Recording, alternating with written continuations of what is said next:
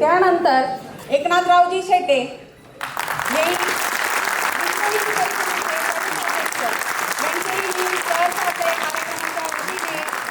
स्वागत करते।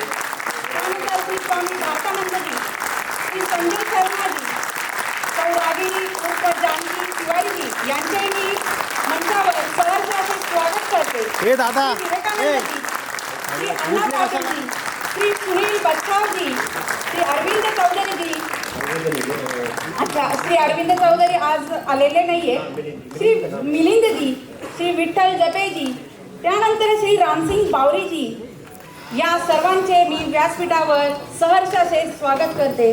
सुस्वागतम सुस्वागतम सुस्वागतम। सर्व उपस्थित मान्यवर पदाधिकारी यांना सर्वांना माझा नमस्कार। कार्यक्रम आहे बघा, या कार्यक्रमाच्या यशस्वीतेसाठी आपण बघतो की कुठला कार्यक्रम यशस्वी जर करायचा असतो तर त्यासाठी गरज असते ती जबाबदारीची जाणीवीची, आणि ती जबाबदारीची जाणीव असलेल्यांची, योग्य वाटचाल दाखवणाऱ्यांची, उत्तुंग असं व्यक्तिमत्वांची, ज्यांना उत्तुंग असं व्यक्तिमत्व लाभलेले आहे असे सगळे धनी लोक इथं बसलेले आहे। आणि अशा या उत्तुंग असे व्यक्तिमत्व असलेले लोकांच्या याच्यामध्ये हा सुंदर अशी ही सभा पार पडते आहे। ते सर्व उत्तुंग असे जे व्यक्तिमत्व लाभलेले लोक आहेत त्यामध्ये सर्वात महत्त्वाचे आजचे प्रमुख वक्ते आहे सुरेशजी चव्हाण। बघा, कुठलेही टीम म्हणते त्या टीमचं नेतृत्व करण्यासाठी कॅप्टनची गरज असते। कुठलाही देश म्हटला की त्यासाठी राष्ट्राध्यक्ष असेल किंवा पंतप्रधान असतो, नेतृत्व करण्याची गरज असते। तसेच आज या सभेचं नेतृत्व करण्यासाठी अतिथीचे स्थान स्वीकारावे अशीही मी त्यांना विनंती करते। नुकत्याच मॅडमने दिलेल्या सूचनेला मी आपल्या सभेच्या वतीने पुन्हा अनुमोदन करतो। बघा, आपण भारतामध्ये राहतो, आपली जी संस्कृती आहे भारतीय संस्कृती, त्यामध्ये कुठलाही अतिथी आला की आपण काय करतो, त्याचं स्वागत सत्कार करतो। तसंच आज जे आपल्याला प्रमुख अतिथी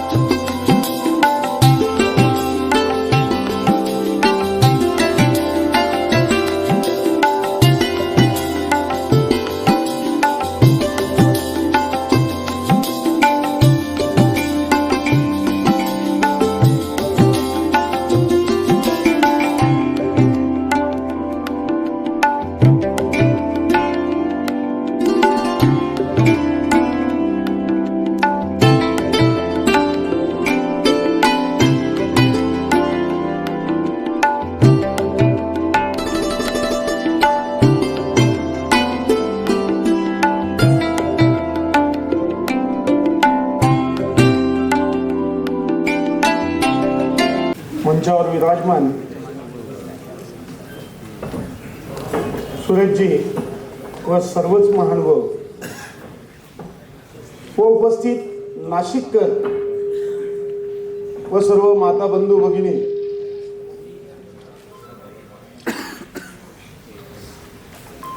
आपण वास्तविक बघता सगळेच जण आपापल्या घरी सुखी आहेत. मात्र हा खटादेव करायचा कशाला असा अनेकांना प्रश्न पडत असेल.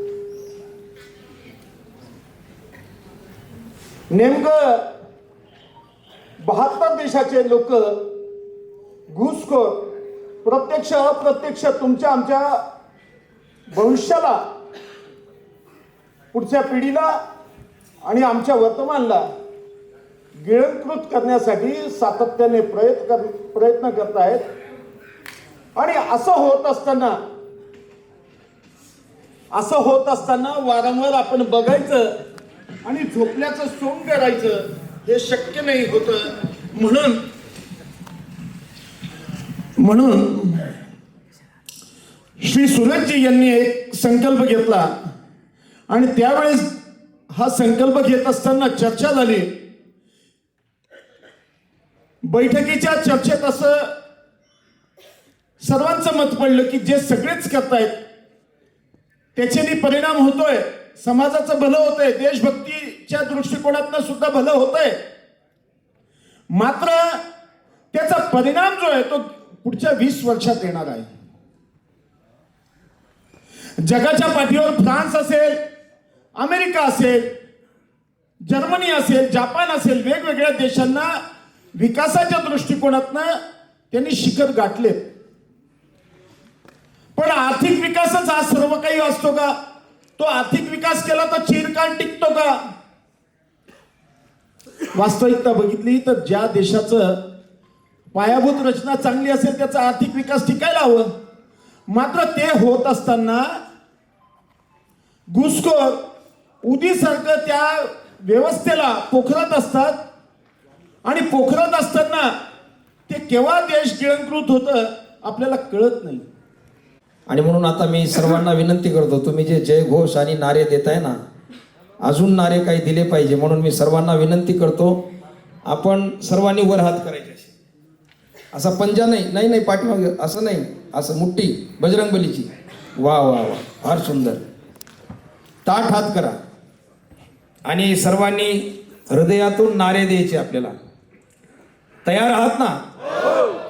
भारत माता की, छत्रपती शिवाजी महाराज की, धर्मवीर संभाजी महाराज की, गो माता की, गंगा माता की, गायत्री माता की, हिंदू धर्म की, हिंदू राष्ट्र की, श्रीराम जन्मभूमी की, श्री कृष्ण जन्मभूमी की, काशी विश्वनाथ की. हर हर हर हर जय श्रीराम, जय जय श्रीराम, वंदे वंदे वंदे.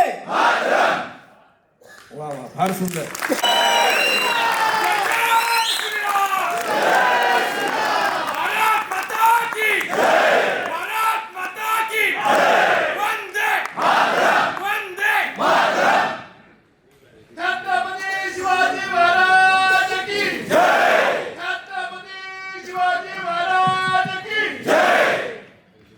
सनातन वैदिक हिंदू धर्माचा जय असो. पुत्र हनुमान की जय. श्री छत्रपती शिवाजी महाराज की जय. छत्रपती संभाजी महाराज की जय. भारत माता की जय. गंगा माता की जय. गायत्री माता की जय. याच्याशिवाय आवाज चांगला येत नाही का? याचा आवाज ठीक नाही येतो. Hello hello hello. विशेष करून नाशिकच्या हिंदू.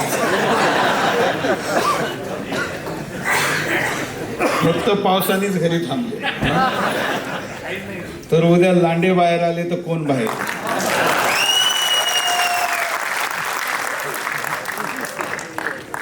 आणि त्यामुळं नाराज नाही व्हायचं, त्यामुळं काम जास्त करायचं. जबाबदारी वाढ. आदरणीय मंच, उपस्थित नाशिकचे सगळे हिंदूवादी, या अर्थाने की आजच्या या वातावरणात जिथं लोकांना गाड्या, त्यानंतर हॉटेलच्या पार्ट्या, बाटल्या असं काही द्यावं लागतं, तेव्हा लोक कार्यक्रमाला येतात. अशा वेळी स्वतःच्या खर्चानी, स्वतःच्या गाडीनी, स्वतःचा वेळ देऊन या ठिकाणी बसलेले हे सच्चे हिंदू आहेत.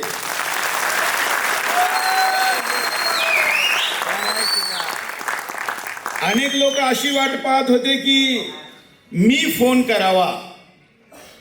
खरं म्हणजे मी या सभेला या असं कोणालाही व्यक्तिगत फोन केला नाही, कारण मला कोणत्याही प्रभावाशिवाय फक्त नाशिक वाचवायचा, महाराष्ट्र वाचवायचा आणि हिंदुस्थान वाचवायचा विचार ज्यांच्या डोक्यात आहे त्यांच्यापर्यंत हा कार्यक्रम पोहोचल्याने किती येतील ते पाहायचं होतं.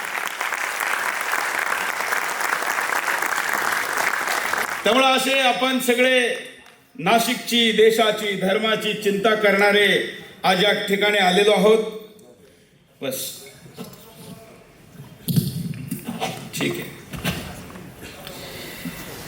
मुद्दा काय?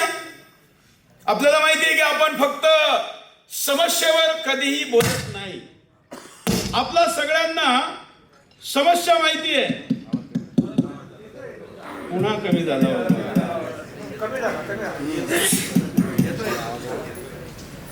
आपल्या सगळ्यांना माहिती आहे का समस्या. आवाज कमी झाला रे बाबा, काय करतो?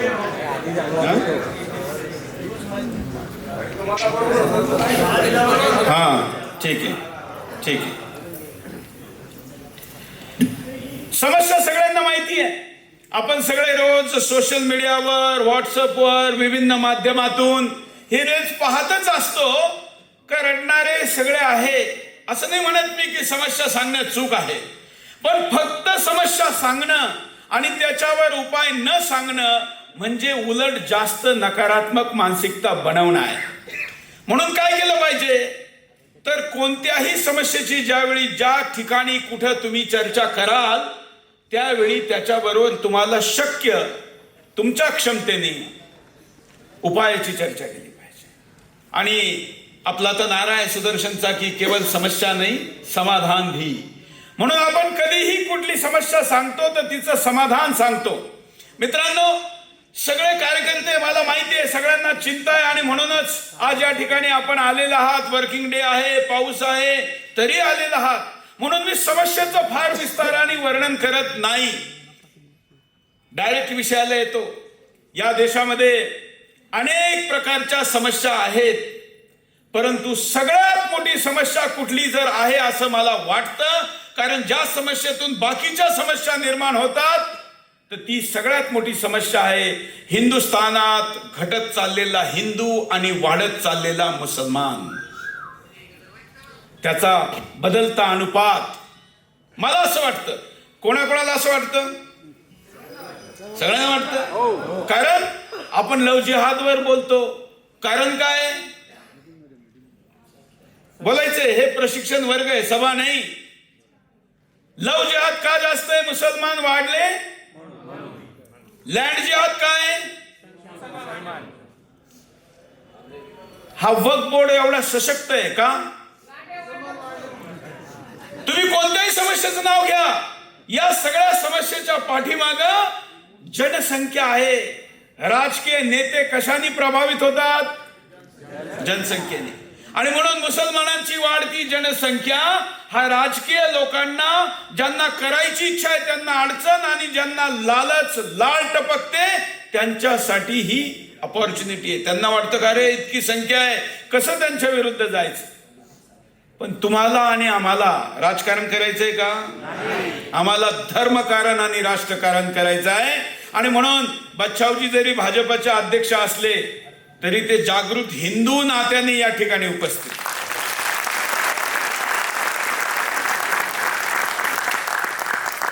मित्रांनो, आपण या पूर्ण विषयाकडे पाहण्याचे 2 उपाय शोधले.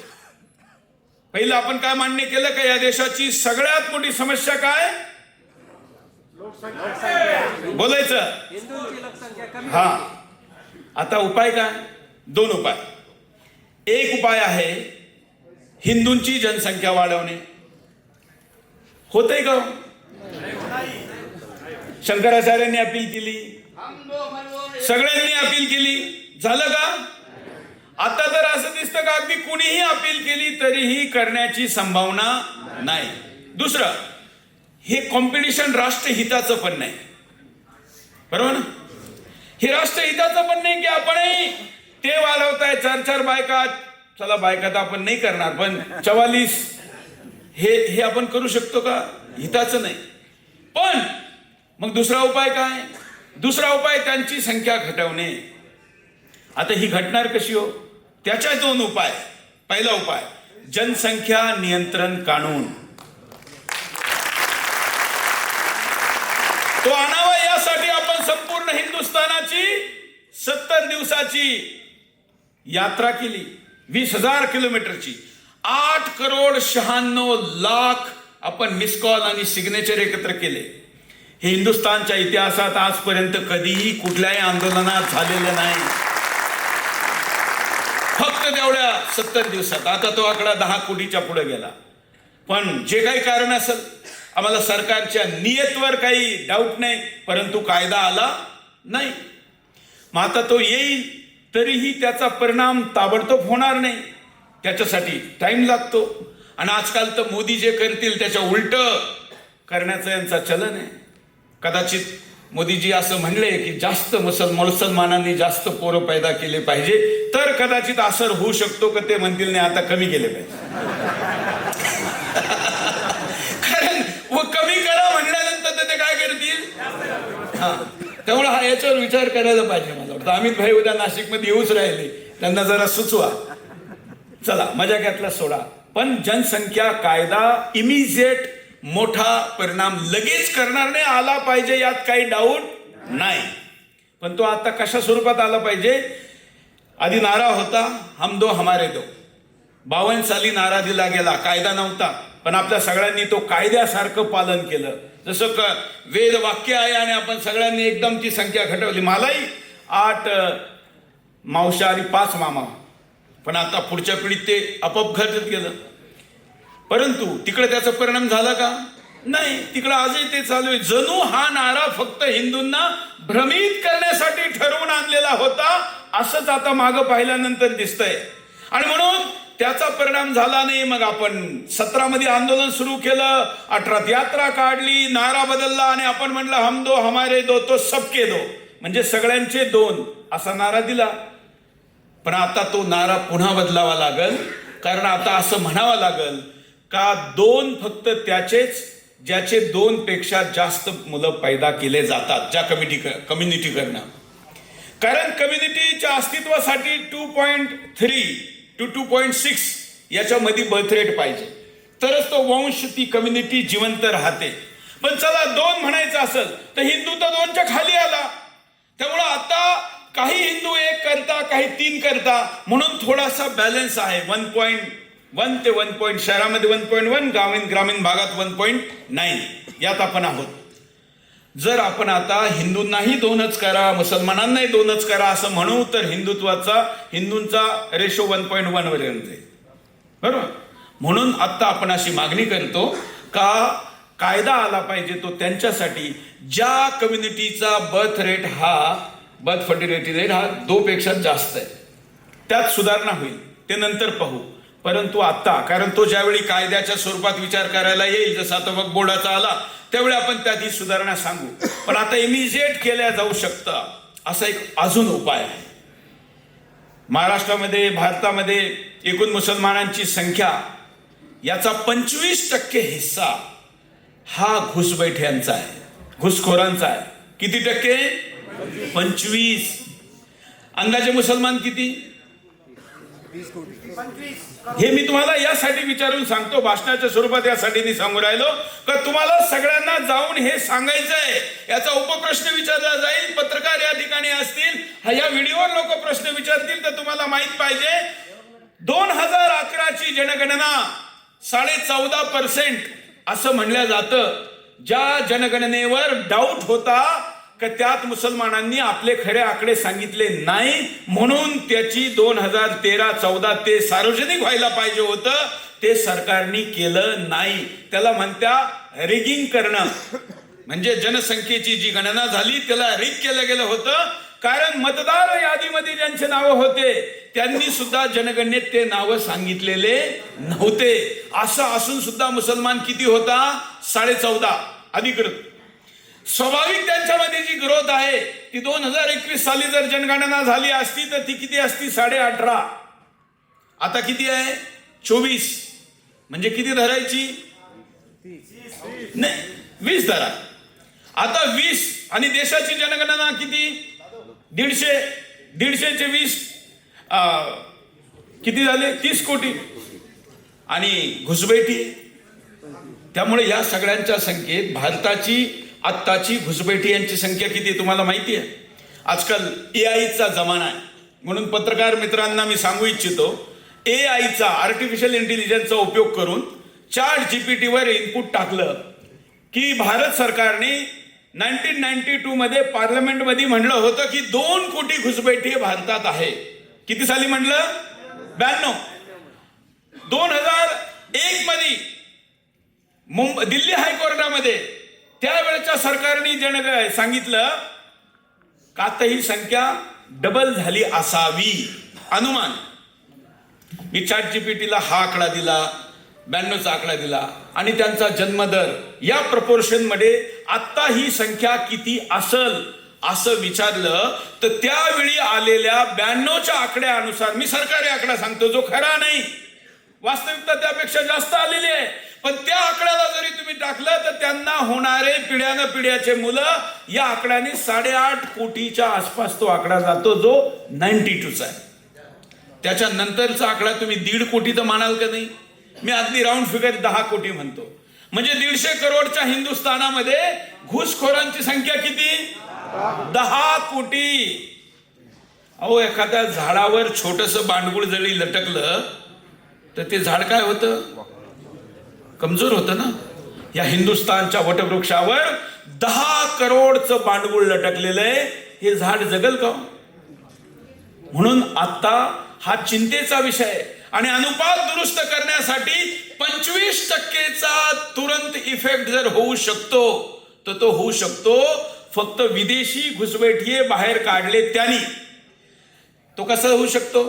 तर त्याच्यासाठी बाबासाहेब आंबेडकरांनी लिहिलेल्या संविधानमध्ये, त्यावेळीच्या संविधान समितीच्या विशेषज्ञांमध्ये एकूण जगाच्या पाठीवर अशी रचना आहे, त्याला म्हणतात national register for citizen, NRC. माग ज्यावेळी CAA कायदा आला त्यावेळी एक NRC येणार असं खूप चर्चा झाली होती. त्यावेळी काही लोकांनी ऐकलं असेल, पण ती आली का? नाही. CAA तर आला, तो होता आसपासच्या शेजारी देशातील हिंदू जो प्रताडित असेल तो इथे येण्यासाठी. पण घुसबैठी बाहेर काढण्याचा तो विषय त्यावेळी थांबला. ट्रम्प आला, दिल्लीमध्ये दंगे केले गेले आणि त्यानंतर सरकार बॅकफूटवर गेलं, जे काही असेल. पण या संख्येला जर ताबडतोब कमी करण्याचा कुठला मार्ग असेल आणि तोही 25%, तर तो आहे NRC. तुम्हाला माहिती आहे ह्या 10 कोटीमध्ये कुठले कुठले लोक आहेत? सगळ्यात जास्त 1 नंबरला आहे बांगलादेशी, 2 नंबरला आहे पाकिस्तानी, 3 नंबरला आहे अफगाणी.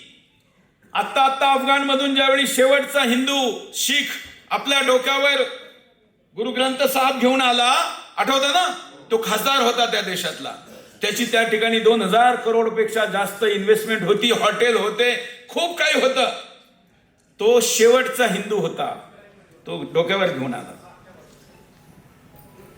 विचार करा, त्यावेळी अनेक मुसलमानांना भारत सरकारने आणलं. न्यूज ऐकले असतील तुम्ही. का? कारण हे आम्हाला भारत मिशनला तिथं मदत करत होते. ठीक आहे, त्यावेळी त्यांनी केली असेल प्रोफेशनल म्हणून. अमेरिकाने पण काही लोक नेले. असे त्यावेळी अफगाणिस्तानातून भारतात आलेल्या लोकांची संख्या 3ऱ्या नंबरवर आहे.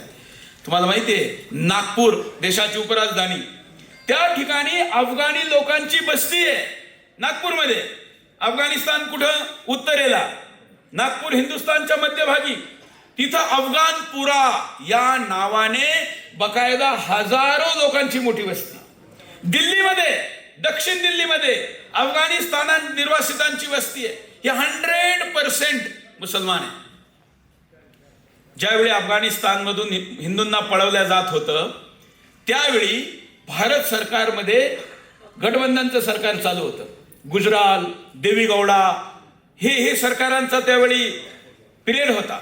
आणि त्या काळामध्ये त्यांनी म्हणलं का त्या ठिकाणी चालू असलेली अशांती ही आमची समस्या नाही आहे.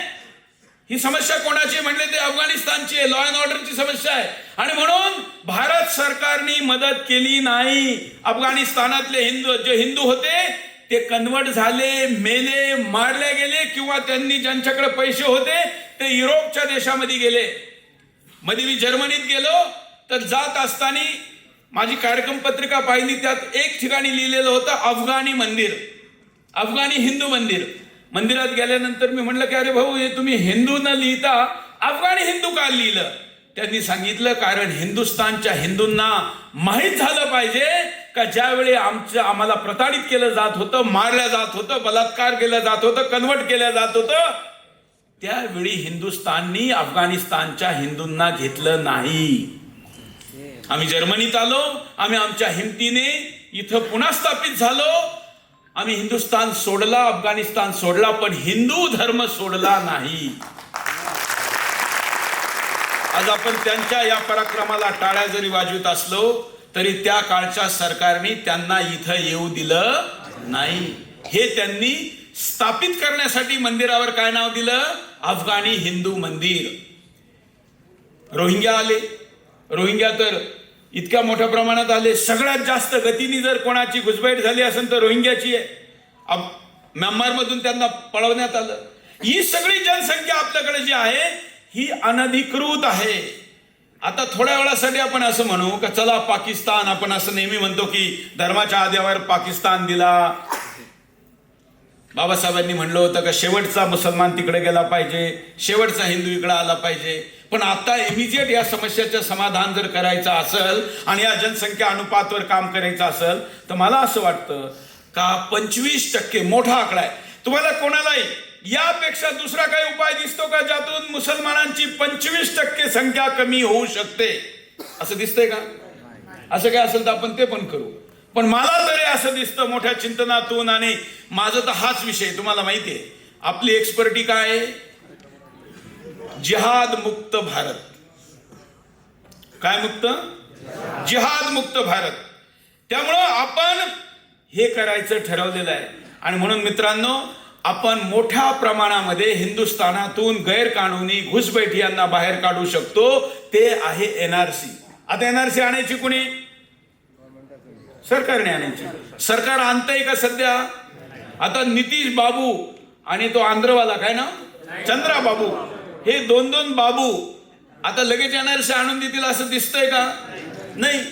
मग कोण हो? आम्हाला सोडून द्यायचं का आपल्या मुलाबाळांचं भविष्य? दिसतं? सोडून देणार का? नाही. आणि खास करून महाराष्ट्राची भूमी फक्त दिल्लीवर निर्भर नसते. लक्षात घ्या. आज जर ह्या सरकारने कोणत्याही कारणाने पुढचे 5 वर्ष NRC आणि जनसंख्या नियंत्रण कानून नाही आणला तर या देशात पुढच्या 18 वर्षामध्ये हिंदूंना अल्पसंख्याक होण्यापासून कुणीही वाचवू शकत नाही. कुणीही. हे मी नाही सांगत आहे. जगाची जनसंख्येची आकड्यावर काम करणारी संस्था आहे पीयू रिसर्च सेंटर. मी मुद्दा हे सगळं विस्ताराने यासाठी सांगतो की तुम्हाला कोणी विचारलं तर तुम्हाला त्याचा संदर्भ देता आला पाहिजे. केवळ पॉलिटिकल स्पीच सारखं मी स्पीच देत नाही. आणि या ठिकाणी मोठे मोठे विद्वान लोक पण बसलेले. त्यामुळं पीयू रिसर्च सेंटर सांगतं का 2048 साली हिंदुस्थानातला हिंदू अल्पसंख्याक झालेला असेल. इथं सगळे बसलेले 48 पाहणार. सगळ्यांची पुढची पिढी त्याच्यासाठी आपण एवढा परिश्रम करतो. दिवस रात्र मेहनत करतो, स्वतःचे स्वप्न बाजूला ठेवतो आणि पुढच्या पिढीसाठी घर दार कंपन्या सगळं उभं करतो. पण त्या सगळ्यांसाठीचं भवितव्य जर ते हिंदू अल्पसंख्याक झाला तर राहील का? इव्हन राजकीय माणसं त्यांचं पॉलिटिक्स कधीपर्यंत जिवंत राहणार आहे? हिंदू आहे तोपर्यंत. आत्ताचं उदाहरण देतो, कारण प्रत्येक गोष्टीला उदाहरण दिल्याशिवाय लोकांना समजत नाही. काँग्रेसचा एक नेता लोकसभेत नेता होता, काँग्रेसचा नेता.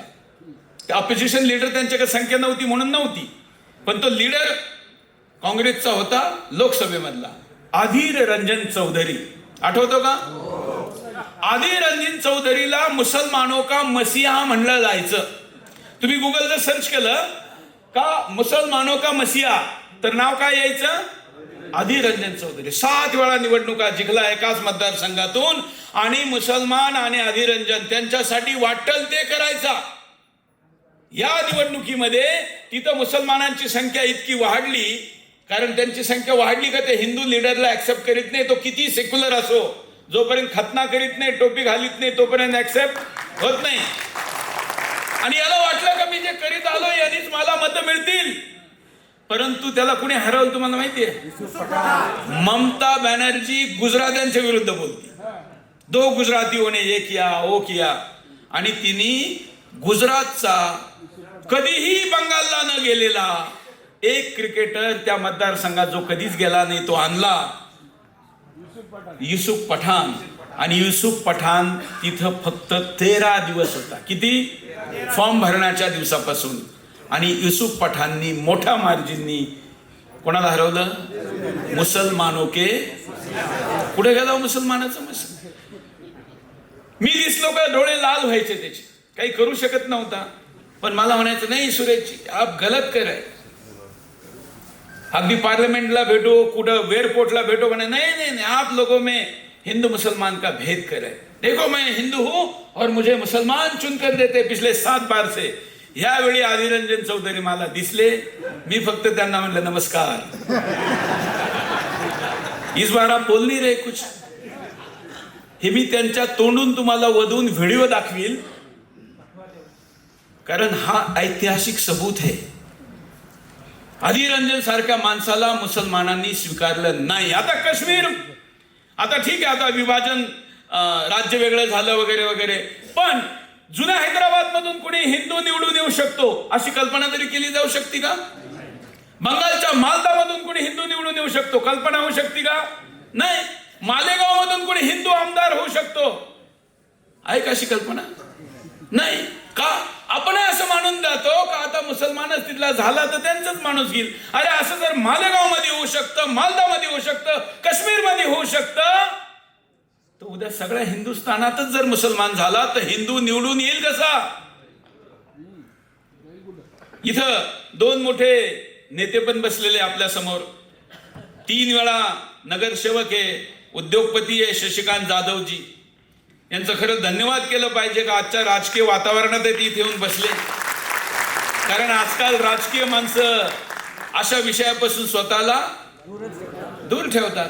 परंतु त्यांना माहिती आहे, इंजिनियर आहे, त्यामुळं गणित काय सांगतं त्यांना माहिती आहे.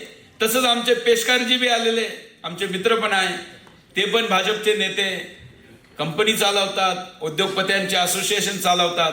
त्यांना एक काम सांगायचं आहे आज, थोड्या वेळाने सांगू, कारण कोणालाही खाली नाही पाठवणार आहे, प्रत्येकाला काहीतरी काम लावणार आहे. तर मी हे सांगत होतो का जर हिंदू संख्या नाही राहिली तर हिंदू व्यापार नाही राहणार, हिंदू राजकारण नाही राहणार, हिंदू धर्म नाही राहणार, हिंदू संस्कृती नाही राहणार, हिंदूंच्या मुली नाही राहणार, हिंदूंच्या बायका नाही राहणार. लव जिहादचा नवीन आलेला पॅटर्न हा व्हायरस जो आहे याचा व्हेरियंट बदलत राहतं. पूर्वी फक्त अविवाहित मुलींच्या वर लव जिहाद व्हायचा. आता होत असलेल्या एकूण लव जिहाद मध्ये 35% 35% लव जिहाद हा विवाहित महिलांबरोबर चाललेला आहे. किती? 35%. कारण आमच्याकडे तर रोज आकडे, तुम्हाला माहितीये सुदर्शन मध्ये या विषयासाठी जगामध्ये जिहाद न्यूज चालवणारा चॅनल फक्त सुदर्शन. जसे लोक मार्केट न्यूज चालवतात, वेदर न्यूज चालवतात, स्पोर्ट्स न्यूज चालवतात, आम्ही म्हणलं हे बाकीचं पाहायचं असेल तर दुसरे चॅनल आहे, जिहाद न्यूज पाहायचं असेल तर सुदर्शन. म्हणून यात आकडे येतात, पूर्ण देशभरातून आम्ही डाटा कलेक्ट करतो आणि त्याच्या दाव्यावर बोलतो. मी कोणाबरोबर या विषयात बहस करायला तयार आहे, चर्चा करायला तयार आहे, जर आकडे चुकीचे असेल. आता आपण या मुद्द्यावर पोहोचलो की हिंदू जर नाही राहिला तर त्याचं काहीच राहणार नाही. आणि आपण सगळे आज एक ठिकाणी आम्ही गेलो होतो, आमच्या बरोबरच्या वर्गमित्र होत्या, इथं आलेल्या आहे का, हां, यांच्याकडे गेलो. मी काय केलंय, आजकाल माझ्याबरोबर 10वीला जे होते, माझ्याबरोबर कॉलेजला जे होते, त्या सगळ्यांना आता मी म्हणतो का आता तुम्ही सेटल झालेले, घरं घेतलेले, त्यामुळे तुम्ही आता या कामामध्ये या. तर माझ्याबरोबर जे 10वीला होते, माझ्याबरोबर जे कॉलेजला होते, अशा इथं 2 आमच्या वर्गामध्ये असलेल्या AVPत माझ्याबरोबर काम केलं. यांना माहीत झालं पाहिजे ना, यांनी पण आपल्या वर्गातले कामाला लावायचे. सुरेखा त्यावेळी विद्यार्थी परिषदेची महाविद्यालय प्रमुख होती कोपरगावला, SHGM कॉलेजला, आणि ही पण आमच्या बरोबर होती सुजाता. त्यांचा परिवार आलाय, मुलगी पण आणली आहे, तिला इंडियात जायचंय, आज ती इथं आली आहे. एक आम्ही आज राहुल त्यांच्या घरी गेलो होतो, ते आले का, ज्यांची इथं जेवायला गेलो होतो, त्यांच्या मुलाला विचारलं, म्हणलं तुला काय व्हायचं रे बाबा, तू म्हणलं आर्किटेक्ट व्हायचं. म्हणलं का, म्हणे खूप बिझनेस आहे. म्हणलं आर्किटेक्ट व्हायचं तर फक्त ह्या भवनाचा बिल्डिंगचा का होतो, देशाचा आर्किटेक्ट हो. त्याने एकदम डोळे असे करून पाहिले, त्याच्या वडिलांकडे मी पाहिलं, म्हटलं काय रे, आज एवढं कमवलेलं एक मुलगा एक मुलगी आहे, मुलांनी पुन्हा पैसेच कमवून दिले पाहिजे का, लावा ना देशाच्या आर्किटेक्चरसाठी, गरज आहे.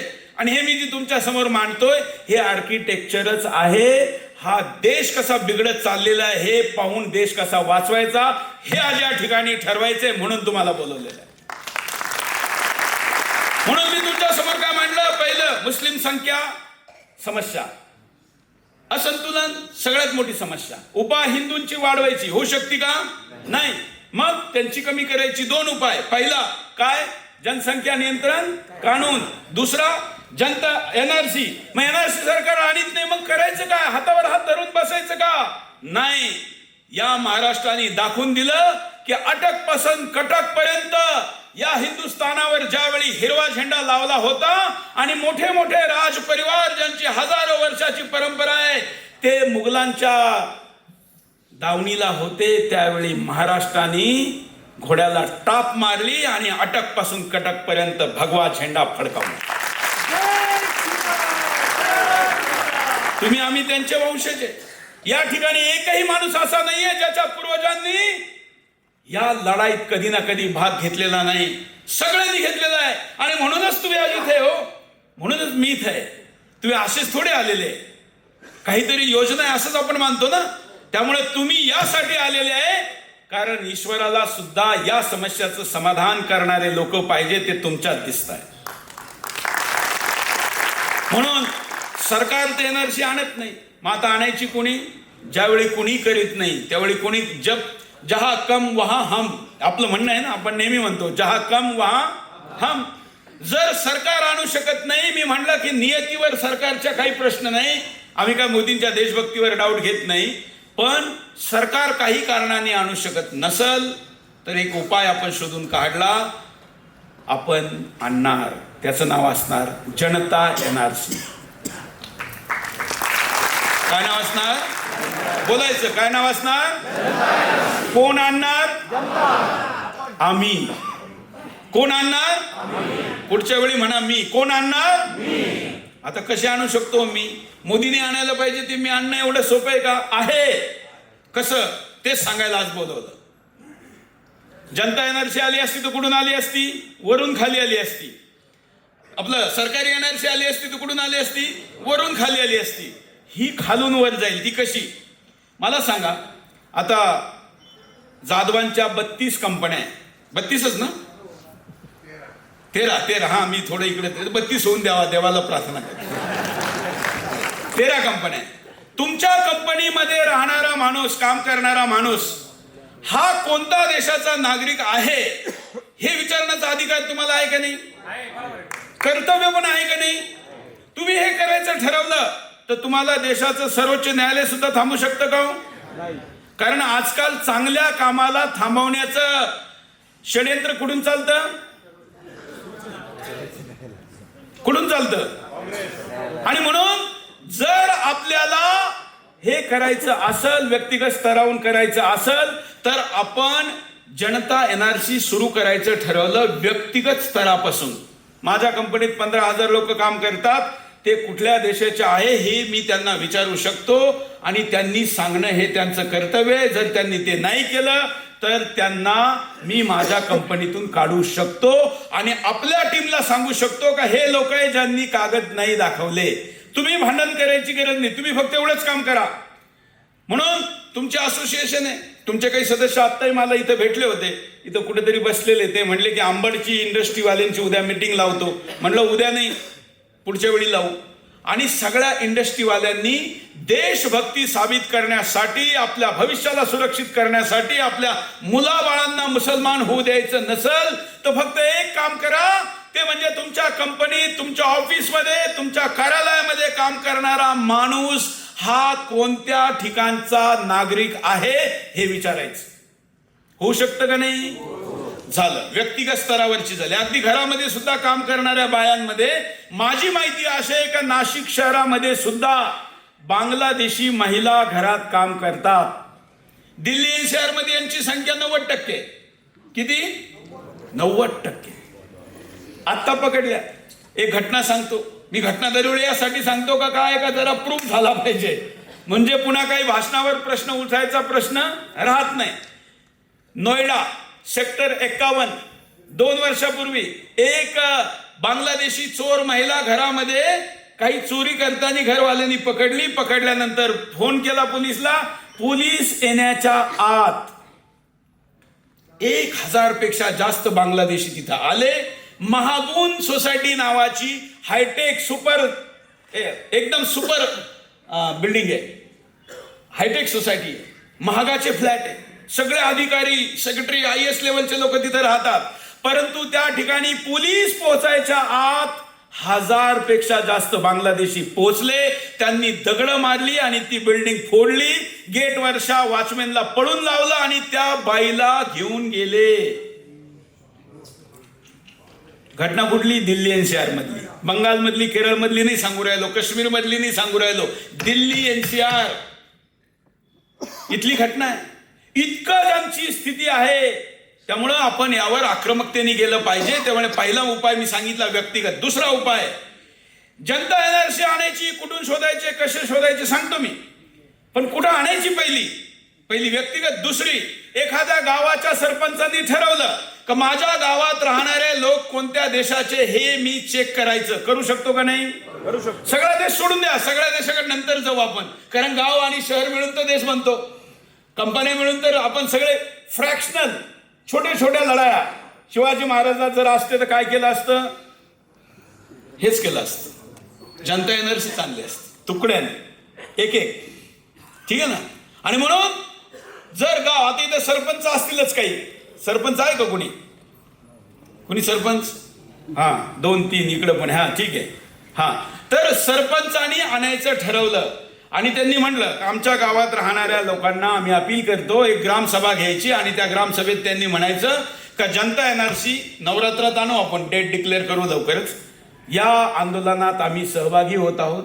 आणि 2 प्रस्ताव त्यांनी मांडायचे. पहिला, आमच्या गावात राहणारे विदेशी नागरिक असतील त्यांनी 8 दिवसामध्ये आमचं गाव सोडावं. पहिली गोष्ट. दुसरी, का या गावात यापुढे कुणीही येणार असेल, ते घर घेणार असेल, जमीन घेणार असेल, विकत घेणार असेल, भाड्याने घेणार असेल तर ग्रामपंचायतीच्या परमिशन शिवाय घेऊ शकत. त्यामुळे नवीन येण्याचाही प्रतिबंध होईल, आहे त्यांनाही बाहेर काढण्याची व्यवस्था होईल. मला असं वाटतं का महाराष्ट्रातल्या 70% ठिकाणी हे आपोआप होईल, कारण आपली तेवढी ताकद अजून शिल्लक आहे. म्हणूनच महाराष्ट्र आधी करायचा आणि देशाला दाखवायचा असं आपण ठरवलंय. पण तुम्हाला माहितीये, जसं मी आंदोलन हे चालू केलं, कारण टीव्हीवर तर हिंदीतच बोलावं लागतं, त्याचा परिणाम असा झाला का छत्तीसगड सरकारने आपल्या सगळ्या कलेक्टरला पत्र पाठवली का तुमच्या जिल्ह्यामध्ये जेवढे विदेशी नागरिक आहे शोधा. आंदोलन कुठे चालू आहे? चालू नाही झालं, प्रिपरेशन चालू आहे. तुम्हाला जरी वाटत असलं का इथं तुम्ही काही थोडेफार कमी पडलेले आहात, पण तुमचा आणि या सुदर्शनचा आवाज इतका मजबूत आहे का फक्त छत्तीसगड नाही, आसामने सुद्धा सांगितलं का आम्ही सगळ्या कलेक्टरला सांगतो की विदेशी नागरिक शोधा. उत्तराखंडनी सांगितलं, 3 राज्य झाली, अजूनही 2. अजून तर मी कोणत्याही मुख्यमंत्र्याला व्यक्तिगत स्तरावर फोन नाही केला, म्हणलो नाही, कारण मला आधी महाराष्ट्रात करून दाखवायचं आहे. आता अन्य राज्य पण करतील, अजून महाराष्ट्राने हे घोषित केलं नाही, कारण आपल्याकडे काय चालू आहे तुम्हाला सगळ्यांना माहिती. आता त्याच्यावर मी जास्त बोलत नाही, तो आपला विषय नाही, पण महाराष्ट्र आपला विषय आहे का नाही? राजकारण आपला विषय नसला तरी महाराष्ट्र आपला विषय आहे का नाही? धर्म आपला विषय आहे का नाही? संस्कृती आपला विषय आहे का नाही? आमचा परिवार आपला विषय आहे का नाही? त्यामुळे त्यासाठी आपण महाराष्ट्रातून हे करायचं ठरवलं मित्रांनो. म्हणून गावातून जी सुरू होईल, शहरात कसं होईल? शहरामध्ये होईल, शहरातून जी NRC होईल ती वार्डातून होईल. जसं आज हे त्यांच्या वार्डाचा मला पूर्ण हिशोब सांगत होते. 3 वेळा होते ना तुम्ही नगरसेवक, 3 वेळा नगरसेवक होते. हे पहिल्यांदा नगरसेवक झाले त्यावेळी एकही मुसलमान यांच्या वार्डात नव्हता, आणि आता किती आहे? 1000 घरं. म्हणजे आता त्या घरात किती धरायचे? 10-12 का किती? 15? म्हणजे त्याला गुन्हे 5. हो झाले ना. तुमच्या आसपासची स्थिती आहे ना, सोसायटीची स्थिती आहे. त्यामुळं तुम्हाला नाशिकचा आकडा सांगतो. बरं झालं आता नाशिक विषय निघालाच, तर जरा मी पुढे जाण्याच्या आधी नाशिक सांगतो. 2011ची जनगणना, नाशिकची 2000ची जनगणना, 2011ची जनगणना काय सांगते? 2011च्या जनगणनेनुसार नाशिकमध्ये 12 लाख प्लस ही पॉप्युलेशन होती. मुसलमान संख्या किती होती? 80,000. किती? आता किती झाली? 2024. 21ची जनगणना झाली नाही. याला आर्थिक सर्वेक्षण मध्ये ही जनगणना प्रोपोर्शनेट केली जाते, कारण सगळं प्लॅनिंग करण्यासाठी फक्त 2011चे आकडे वापरले जात नाही. जे टेक्निकल लोक आहेत त्यांना हे माहीत असेल किंवा चेक करू शकता. 2024चा आकडा आहे का इथली जनसंख्या ही 17 लाख झाली, त्याच्यात मुसलमान 7.5 लाख आहे. किती पट झाली? 10 पट. आता ते 80,000नी 7.5 लाख, आपण किती आरोप केला जास्त जन्माला घालता, तरी 80,000 तर 7.5 लाख करू शकत नाही 14 वर्षात. याचा अर्थ असा आहे का 2 प्रकारे संख्या वाढवल्या गेली. ते म्हणजे ठरवून काही भारतीय मुसलमानांना नाशिकमध्ये आणल्या गेलं, आणि दुसरं घुसबैठीये इथं आले. आता आमच्याकडं एक्झॅक्ट आकडा नाहीये, पण आम्ही जे काय आतापर्यंतच्या आकड्यापर्यंत पोहोचलो ते 1 कोटी 80 लाख ते 1 कोटी जे महाराष्ट्रामध्ये घुसबैठीयांची संख्या आहे, त्यापैकी नाशिक शहरात 1 लाख आणि जिल्ह्यामध्ये 2.25 लाख, म्हणजे किती एकूण? 2.25 लाख घुसबैठीये नाशिक जिल्ह्यात आहे. चिंतेची बाब आहे का नाही? इतकी मोठी चिंतेची बाब आहे.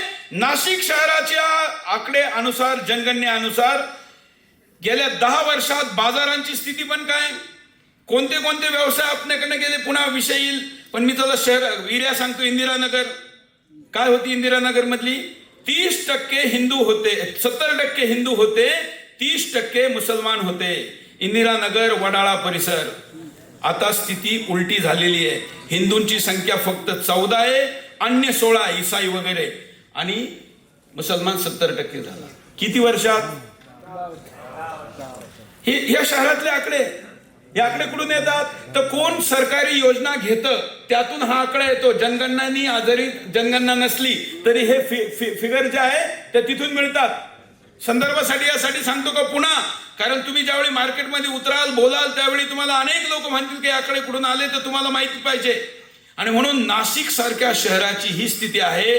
जर असंच चाललं तर नाशिकमध्ये जरा कोणतरी कॅल्क्युलेट काढून सांगा बरं, जर 80,000चे 10 पट 14 वर्षात होऊ शकतात, तर 7.5चे 10 पट व्हायला अजून किती वर्ष लागतील? 14 नाही लागणार, कारण जनसंख्या गणिती पद्धतीने वाढते.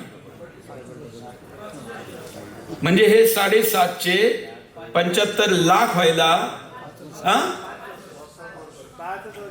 7 वर्ष, 10 वर्ष धरा. हिंदूंची होईल का? म्हणजे इतक्या मोठ्या प्रमाणात या शहराचं इस्लामीकरण डोळ्यांनी दिसतंय. नुसती हवा नाहीये, तुफान नाहीये, चक्रवाती तुफान आहे आणि हिंदूंना त्याची जाणीवच नाहीये. सगळे म्हणते हिंदू एक झाला पाहिजे, हिंदू एक झाला पाहिजे. अरे हिंदू सगळा एक लढायला कधी नव्हता, हे सत्य स्वीकारा. आपल्याकडे हजारो वर्षी व्यवस्था होती का लढणारे वेगळे, सेवा करणारे वेगळे, शिकवणारे वेगळे. हे ठीक आहे का त्यातले अनेक जण लढत होते आवश्यकतेनुसार. आजही देशाच्या आर्मीची संख्या एक असते, टेरिटोरियल आर्मी एक असते आणि ऐनवेळी भरती करून काही लोकांना घेतलं जातं, पण संपूर्ण देश कधीही लढत नसतो. काय होत असतं, जो लढणारा असतो त्यांनी सुरुवात करायची असते.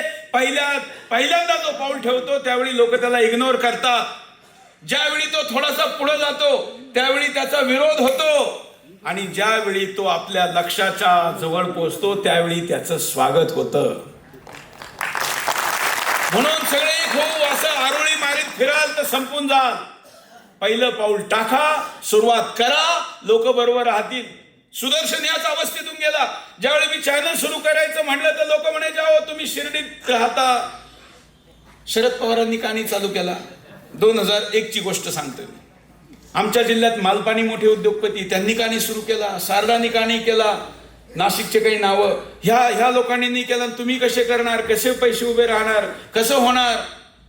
आधी लोक असं म्हणायचे. नंतर मी सुरू केल्यानंतर ते म्हणायचे सुरू झाला हो पण काय अजून परिणाम नाही होत. नंतर म्हणाल चालेल का, पाहू ना, चालू देऊ. आज सुदर्शन 20 वर्ष पूर्ण करून तुमच्या समोर आणि नुसतंच 20 वर्ष पूर्ण नाही केले. जगात कुठेही हिंदू अडचणीत असेल तर सगळ्यात पहिला पोहोचणारा सुदर्शन असतो.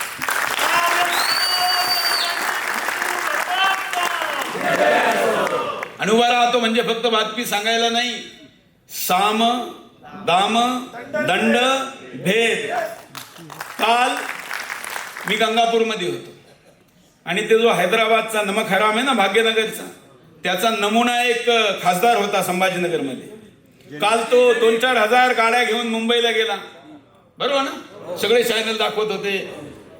त्यांनी घोषणा केली की मी म्हणजे त्याने औरंगाबाद म्हणलं, छत्रपती संभाजीनगरहून निघाल, गंगापूरला जाईल, वैजापूरला जाईल, येवलाला जाईल, मग तुम्ही नाशिकला गेल्यानंतर चित्र पहा कसं निर्माण होईल. तो तिथून निघाला. त्याचा वेळ माझा वेळ एक होता. तर माझ्या सिक्युरिटी पोलिसला काय, त्यांना तर त्यांचं पाहायचं असतं लॉ अँड ऑर्डरचं. त्यांना वाटलं सुरेश चव्हाण ऐकतील म्हणून हेडक्वार्टरनी माझ्या PSOला सांगितलं का साहेबांचा रूट चेंज करा, त्यांना बाहेरून घेऊन जा. मी म्हणलं का, मी तसा पोलिसला कॉपरेटच करीत असतो. पण त्यांनी सांगितलं नाही, तो इम्तियाज जलील तिकडून चालला. म्हणलं तुम्ही पोलिसनी सिक्युरिटी दिली नाही तरी चालल, मी त्याच रस्त्याने जाईल. परिणाम काय झाला माहितीये, त्या लांड्यांनी रस्ता बदलला. गंगापूरला आला नाही त्यांनी पाहिलं इथं सुरेश चव्हाण आलेला आहे, काही करू शकतो.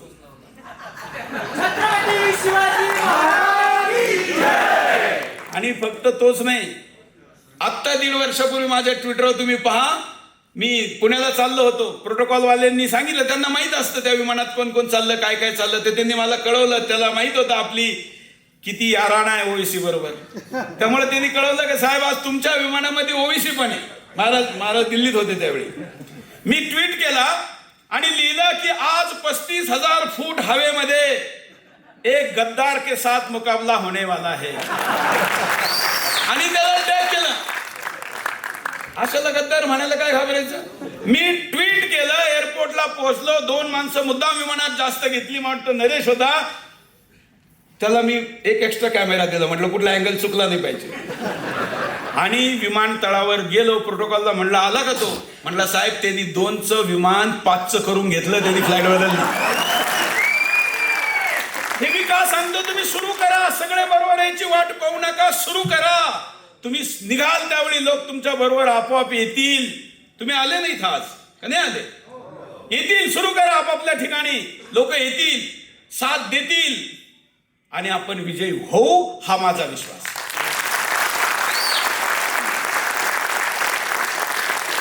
म्हणून गावागावातून आपण निघू. गावात NRC करू, शहरात वार्डात करू.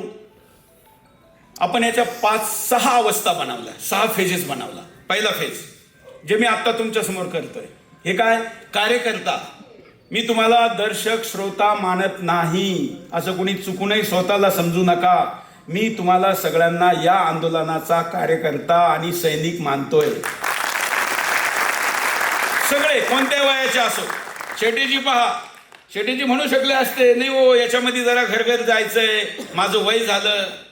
ते आपल्या टीमला म्हणले की भलेही मी रोज 10 किलोमीटर चालू शकत नसल, मोठ्या बिल्डिंग मध्ये चढू शकत नसल, पण मी रोज जेवढ्या घरात जाऊ शकल मी जाईल आणि मी तुमच्या बरोबर. म्हणून सगळ्यांना बरोबर घ्या, सुरुवात करा. पहिलं आपण गाव केलं, दुसरं आपण वार्डात केलं. असं करत करत सगळा महाराष्ट्रातला 70% हिस्सा विदाऊट विरोध होईल. राहिलेल्या 30% 15% असा आहे जिथं तुम्ही दबाव टाकून प्रशासनाचा, स्वतःचा, मीडियाचा, कारण तुम्ही गैरकानूनी माणसाला बाहेर काढतायत म्हणून तिथंही तुम्ही करून घेऊ शकाल. किती टक्के झाले? 85. 15% हिस्सा असा आहे आज सुनीलजी जिथं पोलीस सुद्धा जाऊ शकत नाही. मी असं पूर्वी म्हणायचो ना, लोक हसायचे. आता सोशल मीडियाचा जमाना आहे त्यामुळे पोलिसांना कुठं कुठं पळवलं जातं, दगड मारल्या जातं. पोलिसांना जाण्यासाठी पॅरामिलिटरी घेऊन जावी लागते. परवा आत्ताच उदाहरण देतो कारण प्रत्येक गोष्टीत उदाहरण दिल्याशिवाय समजत नाही. आता धारावी मधली मस्जिद पाळायला पोलीस गेली होती, आठवती? आत्ता 2-3 दिवस पाडली का? किती पोलीस होती? 4000. किती? 4000. त्यांनी आधी मोठ्या स्टाईल मध्ये तिथं परेड बेरेड केली. त्यांना वाटलं काही फरक पडल, पण नाही, पुन्हा मागे यावं लागलं. एक इट न काढता. हा फक्त भारताच्या पोलीसचा, महाराष्ट्राच्या पोलीसचा अपमान नाहीये, या देशाला 33% टॅक्स देणाऱ्या सरकारचा अपमान आहे असं मी मानतो. हे देशाची मायानगरी जिला म्हणतो तिचा अपमान आहे. या राज्यात राहणारा तुमचा माझा अपमान आहे, कारण आमची पोलीस जाऊन एक गैरकानूनी मस्जिद तोडू शकली, ही स्थिती आहे. आणि म्हणून मित्रांनो आता पुढे कसं जायचं तर आपण याच्या 6 स्टेप बनवल्या. पहिला, कार्यकर्त्यांना या समस्येची माहिती देणे, त्याचं प्रशिक्षण करणे, त्यातून टीम उभी करणे. कुठलंही संघटन नाही, हे सुद्धा भाजप म्हणून इथं बसलेले नाही जे भाजपवाले आहेत, जे दुसऱ्या कुठल्या संघटनेचे असतील, बावरीजी संघटना म्हणून नाही, मी पण संघटना म्हणून नाही, पार्टी नाही, संघटन नाही, आपण सगळ्यांनी उतरायचं ते सिव्हिल सोसायटी ऑफ महाराष्ट्र. हे थोडं शिकलं पाहिजे आपण. कुणी सिव्हिल सोसायटी बनवली होती माग? आठवतं ना, टोपी घातली होती सगळ्या देशाला. आपल्या अण्णाला टोपी घातली होती, अण्णाची काढून घेतली होती, घातली नव्हती दिल्लीमध्ये, आठवतं ना. जर सिव्हिल सोसायटी बनवून एक माणूस देशाला उल्लू बनवू शकतो तर तुम्ही आम्ही सिव्हिल सोसायटी बनवून महाराष्ट्राला वाचवू शकतो. म्हणून इगो नाही, काही नाही. आता हे पहा, 2 मोठे माणसं आले तरी खाली बसली. आपण सगळ्यांनी मिळून उतरायचं आणि आपण म्हणून यात मी नाही हम म्हणून यात उतरायचं. पहिली स्टेप लोकांना सांगायचं, कार्यकर्त्यांना सांगायचं. दुसरी स्टेप जनतेला सांगायचं, जनजागरण टीम बनवल्यानंतर. तिसरी स्टेप काय? अपील. जसं त्या सरपंचांनी केली ना, तसं आपण ठरवलं का महाराष्ट्रातले जे सेनेमध्ये काम केलेले, आज काय आर्मीवाले लोक असतील ना जे आर्मीत होते, हात वर करा बरं. हा, हरवीरजी तर इथं मंचावर आहे, अजूनही बरेच जण आहे. हा, तर सेनेमध्ये ज्यांनी काम केलं ते, जे खेळाडू, भारतरत्न, पद्मविभूषण, पद्मश्री जे असतील, आपण सगळ्यांना अपील करू. अभिनेते सगळ्यांना, नॉन पॉलिटिकल सगळ्या लोकांना एकत्र करू आणि आपण असं म्हणू की या समितीत तुम्ही या, ही सिव्हिल सोसायटी मुवमेंट आहे आणि आपण पुढे जाऊ. याचं कारण हे पण आहे का जर तुम्ही आम्ही हिंदू संघटनेच्या नावाने गेलो तर हे काय करतील, आपल्याला बदनाम करण्यासाठी लेंचेच माणसं कुठेतरी पाठवतील, तिथं व्हिडिओ बनवतील का पहा भारतातल्याच मुसलमानांना हे पळून लावून राहिले आणि मग जगभरामध्ये म्हणतील का मुसलमान सुरक्षित नाही, फलाना फलाना फलाना. पण आता हे हिंदू म्हणून आंदोलन आहे का? कोण म्हणून आहे? सिव्हिल सोसायटी आहे. या सिव्हिल सोसायटीत मी तर भारतातल्या, महाराष्ट्रातल्या मुसलमानांना सुद्धा आमंत्रित करतोय. असं पहिल्यांदा करू राहिलो. याचे 2 कारण आहे. पहिलं कारण, ते मला नेहमी म्हणतात की तू आम्हाला काय देशभक्त मानत नाही. तर मी त्यांना म्हणतो की तुम्ही देशभक्त आहात का नाही हे दाखवून द्यायची अपॉर्च्युनिटी. तुम्ही गद्दार आहात, देशभक्त आहात हे दाखवा. कारण आम्ही भारतीय मुसलमानांना पळवा असं म्हणतो काय आंदोलनात? कोणाला म्हणतोय? घुसखोरांना म्हणतोय. त्यामुळे भारतातला जो मुसलमान आहे त्या मुसलमानाला आपण म्हणतोय का तू ये, या सिव्हिल सोसायटीत ये, आपण जाऊ आणि गैरकानूनी माणसाला बाहेर काढू. आला तर चांगले बा, आमचा अंदाज चुकला तर आम्हाला काही वाईट वाटायचं कारण नाही, आम्ही खुश होऊ का चला आमचा अंदाज चुकला. पण नाही आले आणि येण्याची शक्यता तर काय होईल? हे जे सेक्युलर डोम कावळे आहे ना, जे दरवेळी आम्हाला शिकवतात का हो सगळे असे नाहीये, तुम्ही का सगळ्यांना असं म्हणतात, त्यांचंही एकदाचे डोळे उघडतील, त्यांना क्लॅरिटी होईल. त्यामुळे मुसलमानांच्या समोर ऑपॉर्च्युनिटी आहे का त्यांनी आम्हाला चुकीचं साबित करावं आणि आमच्या बरोबरने आमच्या पुढे राहून घुसबैठीये मुसलमानांना बाहेर काढावं. आले तर त्यांच्या सह, नाही आले तर त्यांच्या शिवाय, आणि विरोध केला तर त्यांचा विरोध गाडून पुढं जाऊ. त्यामुळे ही सिव्हिल सोसायटी जाईल. पहिली स्टेप कार्यकर्ता सिलेक्शन, टीम सिलेक्शन. दुसरी स्टेप त्यांचं प्रशिक्षण. तिसरी स्टेप जनजागरण. चौथी स्टेप आहे का ही जी सिव्हिल सोसायटी बनेल महाराष्ट्राची, ही ऑक्टोबरच्या पहिल्या आठवड्यामध्ये एक पत्रकार परिषद करील आणि सांगेल की महाराष्ट्रात राहणाऱ्या घुसबैठियांना आम्ही 10 दिवसाचा वेळ देतो का तुम्ही 10 दिवसात महाराष्ट्र स्वतःहून सोडा. त्याच वेळी सरपंच अपील करील, त्याच वेळी नगरसेवक करतील, त्याच वेळी कंपन्यांमध्ये सुरू झालेलं राहील. स्वतःहून गेले तर खूप चांगलं. जर त्या दिवसात नाही गेले, कोणाला गाडी घोड्याची कमी असेल बाहेर जायला, तरीही आम्ही द्यायला तयार आहोत. आहे का नाही? द्यायला पाहिजे. बाबा तू इतक्या दिवस राहिला, बरंच लुटला आम्हाला, आता प्रेमाने चालला, निदान साडी चोळी काहीतरी म्हणतं ना आपल्याकडे. पण आपण ही मानवता दाखवू आणि जायला वेळ देऊ. त्याच्यानंतर पुढची स्टेप, याला आपण अपील म्हणलं, त्याच्यानंतर पुढची स्टेप येईल सर्च, म्हणजे खोजो, म्हणजे शोधा. जर स्वतःहून गेले नाही तर आपण सर्च ऑपरेशन चालू करू, म्हणजे शोध मोहीम. कुठंही गैरकानूनी गोष्ट करत नाहीये तुम्ही, आम्ही लक्षात घ्या. भारतीय नागरिकाचं कर्तव्य आहे का विदेशी नागरिक जर असेल तर त्याला शोधणं. त्यामुळे तुम्ही कानून तोडला का? नाही. या सर्च मध्ये कसं सर्च करायचं त्याच्या आधी याच्या पुढच्या 2 स्टेप सांगतो, म्हणजे कन्फ्युजन राहणार नाही. कारण आता बांगलादेशमध्ये ज्यावेळी हिंदूंवर अत्याचार झाले तर आक्रोशित हिंदूंनी दंडे घेतले आणि काही वस्त्यांमध्ये गेले, दंडे मारले आणि आता ते अटके. आपण जर असं केलं, कायदा हातात घेऊन हे जर केलं, कायदा तर त्यावेळी हातात घेऊ ज्यावेळी मार्ग नसल, पण आता मला कायद्याचा मार्ग दिसतोय म्हणून कायद्याने जाऊ. पहिली स्टेप टीम बनवली, दुसरी स्टेप प्रशिक्षण केलं, तिसरी स्टेप समाजामध्ये जागरण केलं, चौथी स्टेप अपील केली, तरीही नाही गेले त्यावेळी आपण 5वी स्टेप घेतली सर्च ऑपरेशन. सर्च नंतर पुढचं ऑपरेशन आहे डिटेक्ट, म्हणजे चिन्हित करणे, आणि त्याच्यानंतरची स्टेप आहे डिपोर्ट, म्हणजे त्यांना बाहेर काढणे. त्याच्यामध्ये एक स्टेप आहे डिलीट. ज्यावेळी त्यांना तुम्ही सर्च कराल त्यावेळी त्यांचं नॅशनल रजिस्टरमध्ये जर नाव असेल तर ते डिलीट करणं, मतदार यादीत नाव असेल तर ते डिलीट करणं आणि त्यांना डिपोर्ट करणं. डिपोर्ट करणे म्हणजे काय? तुझ्या घरी तू प्रेमानेच म्हणतोय ना आम्ही. तुम्हाला वाटेल का हे काय मी गांधीगिरी वगैरे करतो काय? कारण खूप जण असं म्हणले की सुरेश चव्हाणकेला असं बोलताना मी पहिल्यांदा पाहिलं. तो तर लात मारो भगा दो साले ये कहता है आज क्या हो गया है. त्यावेळी मी म्हटलं ही गांधीगिरी नाही आहे, ही शिवाजीगिरी आहे.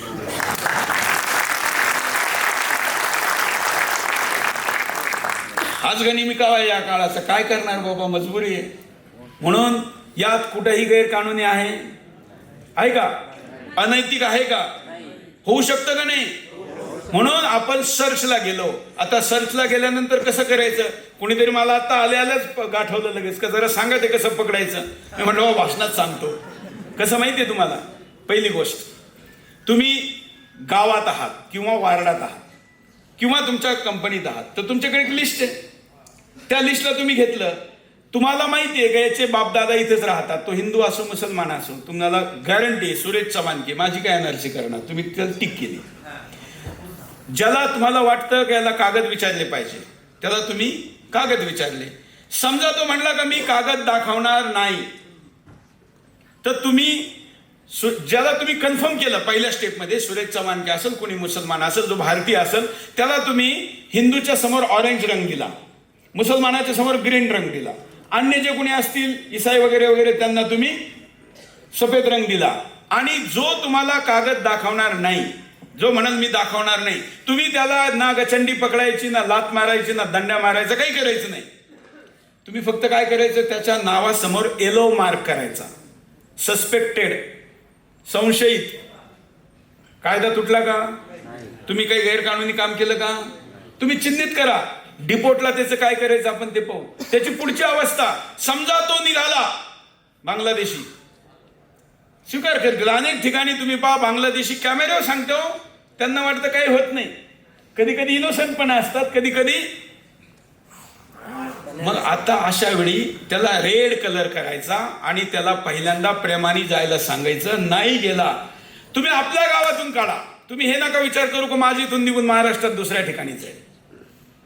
तुम्ही फक्त आपल्या इथून काढा, आपल्या कंपनीतून काढा, आपल्या घरातून काढा, आपल्या ऑफिसमधून काढा, आपल्या वार्डातून काढा. तो कुठे जाईल याची लगेच चिंता करायची गरज नाही. हा फोटो घेऊन ठेवायचा, मग तो कुठे दुसरीकडे त्याला आपण शोधू आपोआप. आणि म्हणून आपण या सगळ्या सर्चमध्ये सर्च, पुढचं काय झालं, डिटेक्ट. हे सगळे कलर कोडिंग दिलं म्हणजे काय झालं, डिटेक्ट. आता हे सगळे जे डिटेक्ट झाले, त्या सगळ्या डिटेक्ट केलेल्या लोकांना पुढची स्टेप काय आहे, काय स्टेप आहे पुढची, डिपोर्ट. आता सर्च मध्ये मोठा घोळ आहे. लोक तुम्हाला म्हणतील का सर्च कसं करणार हो, कसं माहीत होणार, त्याच्याकडे तर आधार कार्ड आहे. तर तुमच्या माहितीसाठी सांगतो, मागच्या 10 वर्षापासून आपण आधार कार्डच्या विरुद्ध आंदोलन चालवलं. आता तुम्ही नवीन आधार कार्ड काढा, त्याच्यावर लिहून येतं का आधार कार्ड नागरिकतेचा कागद नाही. आता 6 महिन्यापासून. आधी आधार कार्ड म्हणजे नागरिकता असं मानायचे, आता आधार कार्ड हे नागरिकतेचं डॉक्युमेंट नाही. त्यामुळं फक्त आधार कार्ड दाखवला तर चालायचं नाही. मग काय करायचं, त्याच्याकडे तर रेशन कार्ड पण आहे, त्याच्याकडे तर पासपोर्ट पण तुम्हाला मिळेल, कारण आपल्याकडे नसेल एखाद्या वेळी पण त्याच्याकडं गॅरंटेड असेल. आत्ताच मी तुम्हाला नवीन प्रूफ सांगतो. ज्यावेळी मोठ्या प्रमाणात बांगलादेशमध्ये हिंदूंवर अत्याचार चालू झाले आणि तिथून पळापळ सुरू झाली, तर सगळ्यात जास्त यायला कोणी पाहिजे होतं, पण तसं नाही झालं. मुसलमान एजंटांनी याला ऑपॉर्च्युनिटी मध्ये कन्वर्ट केलं, आपदा अवसर में बदलली आणि ऑफर काढली. त्यामध्ये रेट कार्ड आलं. त्या रेट कार्ड मध्ये 2 लाख रुपये रेट आहे ज्याला महाराष्ट्रात जायचं, 1.5 लाख रुपये रेट आहे ज्याला गुजरातला जायचं, 1 लाख रुपये रेट आहे ज्याला दिल्ली एनसीआर मध्ये जायचं, आणि 50,000 रुपये रेट आहे ज्याला कोणत्याही राज्यात जायचं. आणि त्यात पॅकेजमध्ये अजून आहे सीमा, सुरक्षित सीमा पार करून देणार. सीमा पार करून दिल्यानंतर ज्या राज्यामध्ये जायचं त्या राज्याची भाषा शिकवणार. माझ्याकडे व्हिडिओ आहे, किशनगंज नावाच्या सीमावर्ती जिल्ह्यामध्ये तिथं कोचिंग क्लास चालतो घुसबैठियांसाठी. त्यांच्या बस्तीमध्ये तो कॅम्प जो बनलेला आहे, त्याच्यामध्ये एक व्यक्ती त्यांना सांगतो की महाराष्ट्रात गेले तर 200 शब्द तुम्हाला यायला पाहिजे, आई माहित पाहिजे, भाकर माहित पाहिजे, सगळं सांगितलं जातं. ऑफर मध्ये लिहिलेलं आहे. त्याच्यानंतर त्याला सांगितलं जातं का तुला सुरक्षित ट्रान्सपोर्ट केला जाईल ज्या गावात तुला जायचं आहे. तुमच्याकडे आकडे नसतील पण या ठिकाणी अशा जमाती आहे, अशा संघटना आहे का कोणत्या शहरात फळभाजीवाले किती पाहिजे, किती हातगाड्यांची जागा शिल्लक आहे, किती ठिकाणी कंपन्यांमध्ये काम करायला लोक पाहिजे, किती ठिकाणी कन्स्ट्रक्शन लेबर पाहिजे, याचे लोकांकडे डाटा आहे, आकडा आहे त्यांच्याकडे. त्या व्यक्तीला त्या शहरात पोहोचवल्या जातं त्याच्या स्किल टॅगिंगच्या अनुसार. हिंदूंकडे स्किल टॅगिंग नाही अजून, त्यांच्याकडे स्किल टॅगिंग येणाऱ्या माणसाला त्याच्या प्रोफेशन अनुसार तिथं पाठवतात. त्याच्यात पुढे लिहिलेलं आहे का तुम्ही ज्या शहरात जाल त्या शहराच्या मस्जिदीच्या इमामाबरोबर तुम्हाला भेटवलं जाईल. आणि त्याच्या पुढचं मोठं खतरनाक आहे, तुमच्या माझ्या आईबापांनी पूर्वजांनी लढून रक्त सांडवून बलिदान देऊन जो देशाची इंच इंच भूमी वाचवली तो एजंट त्या घुसबैठियाला सांगतो, घुसखोराला सांगतो का तुला त्या गावामध्ये सरकारी जमीनवर घर दिलं जाईल. किती रुपयात? फक्त घर नाही, सगळं. सीमा पार करून आणणं, भाषा शिकवणं, त्याचं खानपान, त्याला इथं आणणं, त्याला हे करणं, पुन्हा त्याला हे फक्त पैशासाठी होतंय का? नाही. गजवा हिंद, हिंदुस्तानवर कब्जा करायचा असेल, लडके लिया पाकिस्तान और हंस के लेंगे हिंदुस्तान, हे करण्यासाठी याचा वापर केला जातो. आणि ती संख्या इथं आणल्या जाते. त्याला सांगितलं जातं का तुला सगळे कार्ड देईल, आधार कार्डचे काय असेल, हे सगळं केलं जातं. प्रूफ आहे. म्हणून मित्रांनो, या अवस्थेतून या लोकांना सर्च करणं मोठं कठीण आहे. म्हणून पहिली अवस्था आधार कार्ड डॉक्युमेंट नाही. दुसरी काय, त्याला म्हणायचं तू तुझे डॉक्युमेंट दाखव. बाप कुठे आहे? मराठीत म्हणतं ना, आता नाही तरी पितृपक्ष चालू आहे, बाप दाखव नाही तर, आता तो श्राद्ध तर नाही घालणार, पण बाप दाखव नाही तर आमचा देश सोड. आता देश नंतर, आधी महाराष्ट्र सोड, आमचं गाव सोड, आमचं वार्ड सोड, आमची फॅक्टरी सोड. आणि म्हणून त्याला आता तो म्हणाल नाही नाही माझ्याकडे तर आता डॉक्युमेंट नाही, अमुक नाही. मग त्याला सांगायचं अब्बू कुठे आहे, बाप कुठे आहे? तर बाप नाही दाखवला. तो आता महाराष्ट्रात आम्ही 18 ठिकाणी याची ट्रायल घेतली. त्यांनी सांगितलं का झारखंड मधल्या राहुल केला नावाच्या गावामध्ये माझा बाप मेला म्हणे, आणि त्याला गाडलं. म्हणलं ठीक आहे, लिहून घेतलं. आणि राहुल केला मधला आपल्या कार्यकर्त्याला सांगितलं का तिथल्या स्मशानभूमीमध्ये जा, त्याला कब्रस्तान म्हणतात. प्रत्येक कब्रस्तानमध्ये एक रजिस्टर असतं. त्या रजिस्टरमध्ये कोण कधी मेलं ते लिहिलं जातं, आणि त्याची नोंद स्थानिक स्वराज्य संस्था म्हणजे ग्रामपंचायत, नगरपालिका, महापालिका जी काय असेल त्याच्यामध्ये होते. आपले पोरं गेले, त्यांनी सांगितलं 92 जानेवारी महिन्यात त्याचा अब्बू गेला. आम्ही तिथं गेलो, म्हणजे आपली टीम गेली, त्यांनी ते रजिस्टर काढलं, त्याचे फोटो काढले, अब्बू सापडले नाही.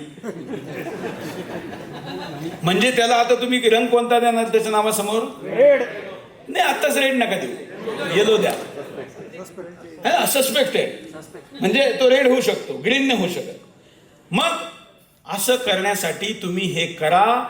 पूर्ण देशभरातल्या राज्यात तो सांगेल त्या राज्यातून तुम्हाला 24 तासात कब्रिस्तानच्या लिस्ट मधून चेक करून सांगण्याची व्यवस्था आपण केलेली आहे पूर्ण देशभरात. त्या ठिकाणचे कार्यकर्ते करतील.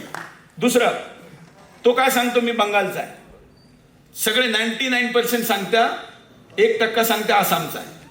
तर ज्यावेळी तो बंगाली सांगतो ना, महाराष्ट्र पोलीस विभागात एक विभाग आहे गोपनीयमध्ये विदेशी नागरिक, पण ते ओळखू शकत नाही. का माहितीये तुम्हाला? कारण तो जी बंगाली बोलतो ती पश्चिम बंगालची बंगाली आहे का बांगलादेशची बंगाली हे पोलिसला माहित नाही.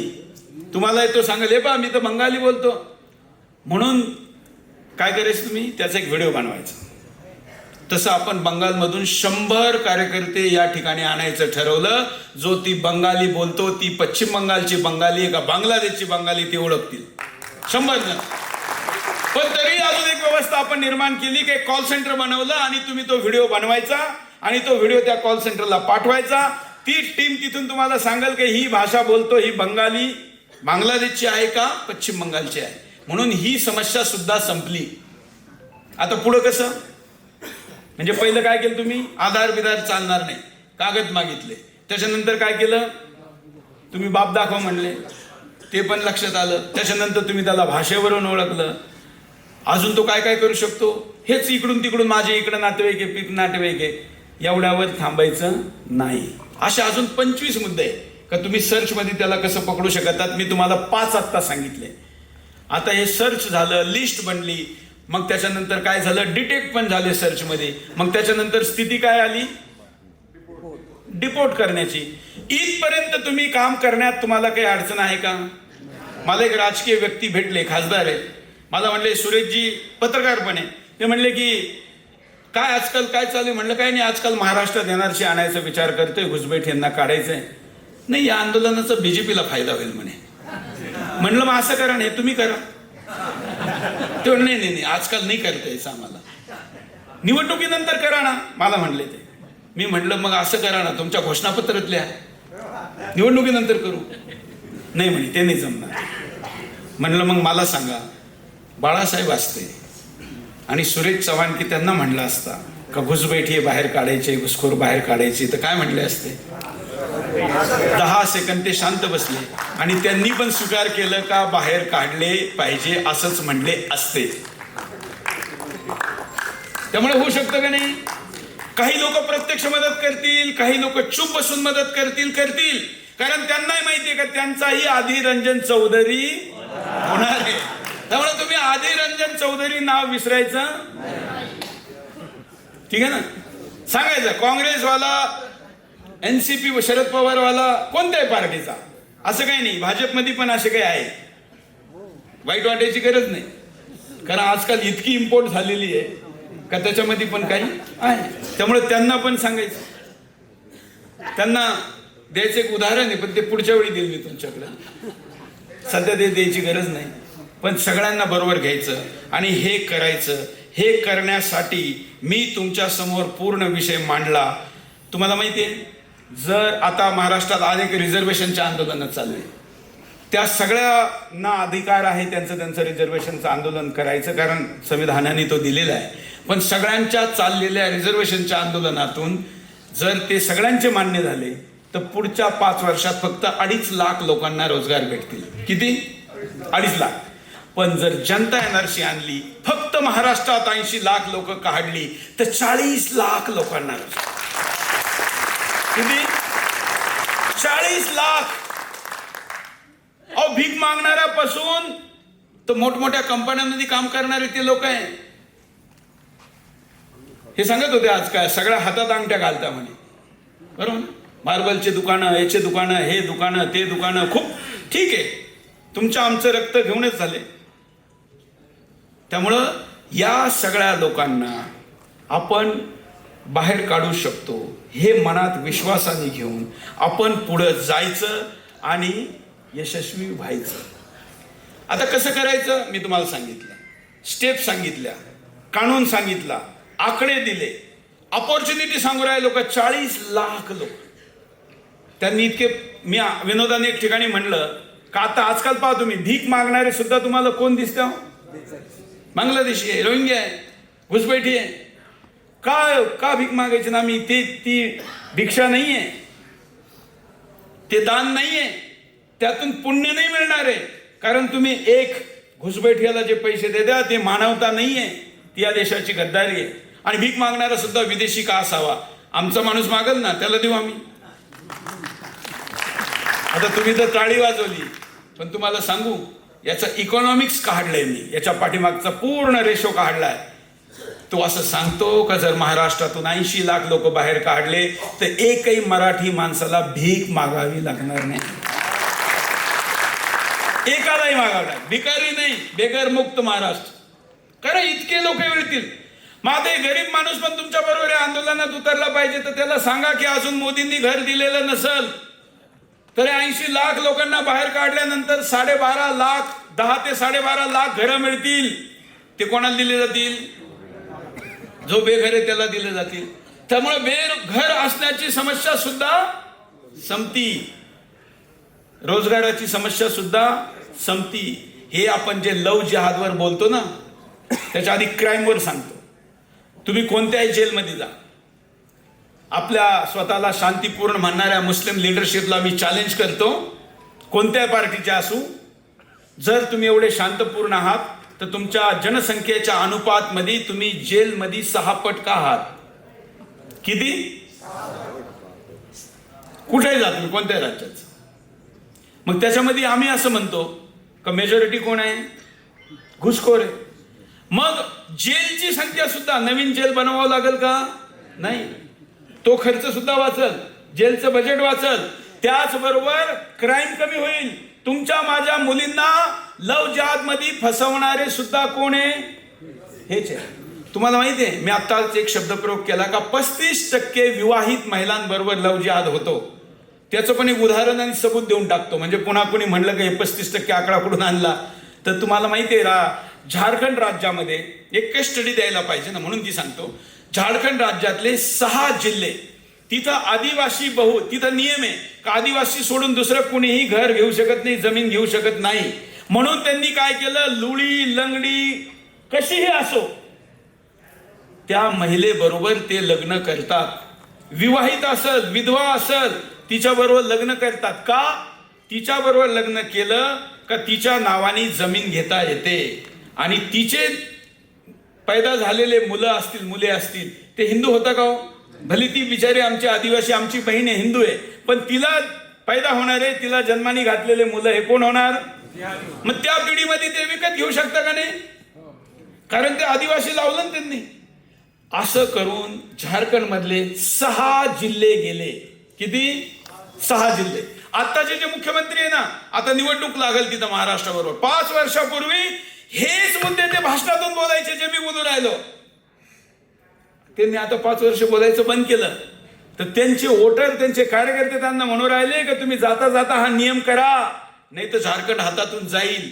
त्यामुळं या षडयंत्रांनी जर बाहेरचा घुसबैठी जो असेल त्याला इथली नागरिकता पाहिजे असेल तर तो कोणाशी तरी लग्न करतो, मग ती विवाहित असेल तरी चालत. विवाहित उलट जास्त सुरक्षित असती, कारण तिच्याकडे तिच्या खात्यात काही ना काही असतं. ही स्थिती निर्माण झाली. इतकी खतरनाक स्थिती आहे. ती पण राहणार का हे जर काढले बाहेर तर नाही राहणार. त्यामुळे इतके सगळे फायदे, अजून खूप फायदे माझ्याकडं. मी अशा ऑफर द्यायला माझ्याकडे खूप ऑफर असतात. मध्ये मुस्लिम मुलींना मी 10 ऑफर दिल्या, माहिती आहे ना? नाही आज नाही, आज तो विषय नाही. आज आपल्याला मुसलमानांना बरोबर घेऊन घुसबैठियांना बाहेर काढायचं. मागच्या ऑफर कॅन्सल सगळ्या. नवीन ऑफर आली का मागची बंद होत असते. त्याच्यामुळे आत्ताची ऑफर काय आहे? आज आपण भाईचाऱ्याला न मानणारे, मी पुन्हा सांगतो, मी भाईचाऱ्याला मानतो का? हा सगळं हे आपल्या डोक्यात घातलेलं एक व्हायरस आहे. पण आम्ही एक प्रयोग करायला तयार आहोत. कारण आम्ही पाहिलं मागो एक प्रयोग करायला काय हरकत. म्हणून आम्ही या सगळ्यांनी सहमत आहे. तुम्ही सहमत आहात का भारतातल्या सगळ्या मुसलमानांना बरोबर घेऊन घुसबैठ बाहेर काढायची, ही ऑपॉर्च्युनिटी त्यांना द्यायची? सहमत आहे? त्यामुळं आपण यावेळी हा प्रयोग करू. असं मी सगळं काही आपल्या समोर मांडलं. याच्यात पुन्हा एकदा लास्ट विचारतो, मग थोडा प्रश्नोत्तराला वेळ देतो. का यात काहीही गैरकानूनी, अनैतिक, असामाजिक, अनैसर्गिक त्यामुळं करायचंय. हा विषय माझ्या बाजूने मी तुमच्या समोर मांडला. आता जर आपल्या डोक्यात काही प्रश्न असतील तर आपण उभे राहा, तिथंच हात वर करून विचारा, मी इथून तुम्हाला उत्तर देईल. आता माईक बाईक तिकडे आहे का? वायरलेस माईक आहे? नसेल तर जाऊ द्या, काय हरकत नाही. हा, तुम्ही जे प्रश्न विचारले होते त्याचं उत्तर मिळालं ना? हा. त्याच अनुषंगाने आहे, आपण महाराष्ट्रात आपल्या बाहेर येणाऱ्या लोकांशी आपण मराठीत बोला. ज्या वेळेस तो आपल्याशी मराठीत बोलताना अडखळे, मग तुम्हाला प्रश्न पडतील का याची आयडेंटिटी कशी ओळखायची? तर हा सर्वात महत्वाचा प्रश्न आहे. असं आहे, एक मिनिट, मराठीत बोलणं असं आहे, माझ्याशी अनेक जण हिंदीत बोलते माहिती आहे. अनेकांना वाटायचं हा चव्हाण, मला चव्हाणच म्हणतात ज्यादातर लोक, त्यांना वाटेल हा तिकडचा आहे. म्हणून मी आजकाल महाराष्ट्रात आलो का हिंदीत भाषण नाही करीत, मराठीतच बोलतो. मग मला अनेक जण भेटतात, तुमचं मराठी खूप चांगलं आहे हो, मला म्हणतात. ही अशी स्थिती आपल्या लोकांची. या आंदोलनात आपण बाकीचा कोणताही विषय घेणार नाही. एकदम क्लॅरिटीने उत्तर देऊन टाकतो, गोल गोल उत्तर नाही. मराठी इथं येणाऱ्यांनी शिकली पाहिजे का नाही? शिकली पाहिजे. बिलकुल शिकली पाहिजे. ती भाषा शिक्षणात कंपल्सरी केली पाहिजे, बोलण्यात केली पाहिजे. परंतु या आंदोलनात आपण बाकीचे विषय घेणार नाही. फक्त एक विषय घेणार, आणि तो म्हणजे गैरकानूनी घुसबैठियांना बाहेर काढणं, त्याच्या संबंधित काम करायचं. हा सर, जे फेरीवाले येतात त्यांच्याकडे कागदपत्र घरी आहे, या गोष्टीचं उत्तर देतात. घरी जायचं, चल म्हणा घरी जाऊ. हा, ते म्हणतील मी इथं 15 किलोमीटरवर राहतो. तुम्हाला आपण पूर्ण राज्यात एकाच वेळी आंदोलन चालू करतोय. इथं बसणारे सगळे लोक असे, आणि आसपासचे गावं 15-20 किलोमीटर मध्ये कुणी ना कुणी परिचित असतो. नसल तर एक कॉल सेंटर नंबर आहे, सध्या एक नंबर घ्या, सगळे मोबाईल काढा, डायल. आता एक खटी डायल नका करू, कारण त्याच्यावर एकाच वेळी फक्त 50 लोक डायल करू शकतात. थोड्या थोड्या गॅपनी करा. नंबर आहे 9209. इथं लिहिलंय का? हा, हे बघा, 9209 204 मराठीत सांगतो, 9209 204 204. हिंदीत पण सांगतो, 9209 204 204.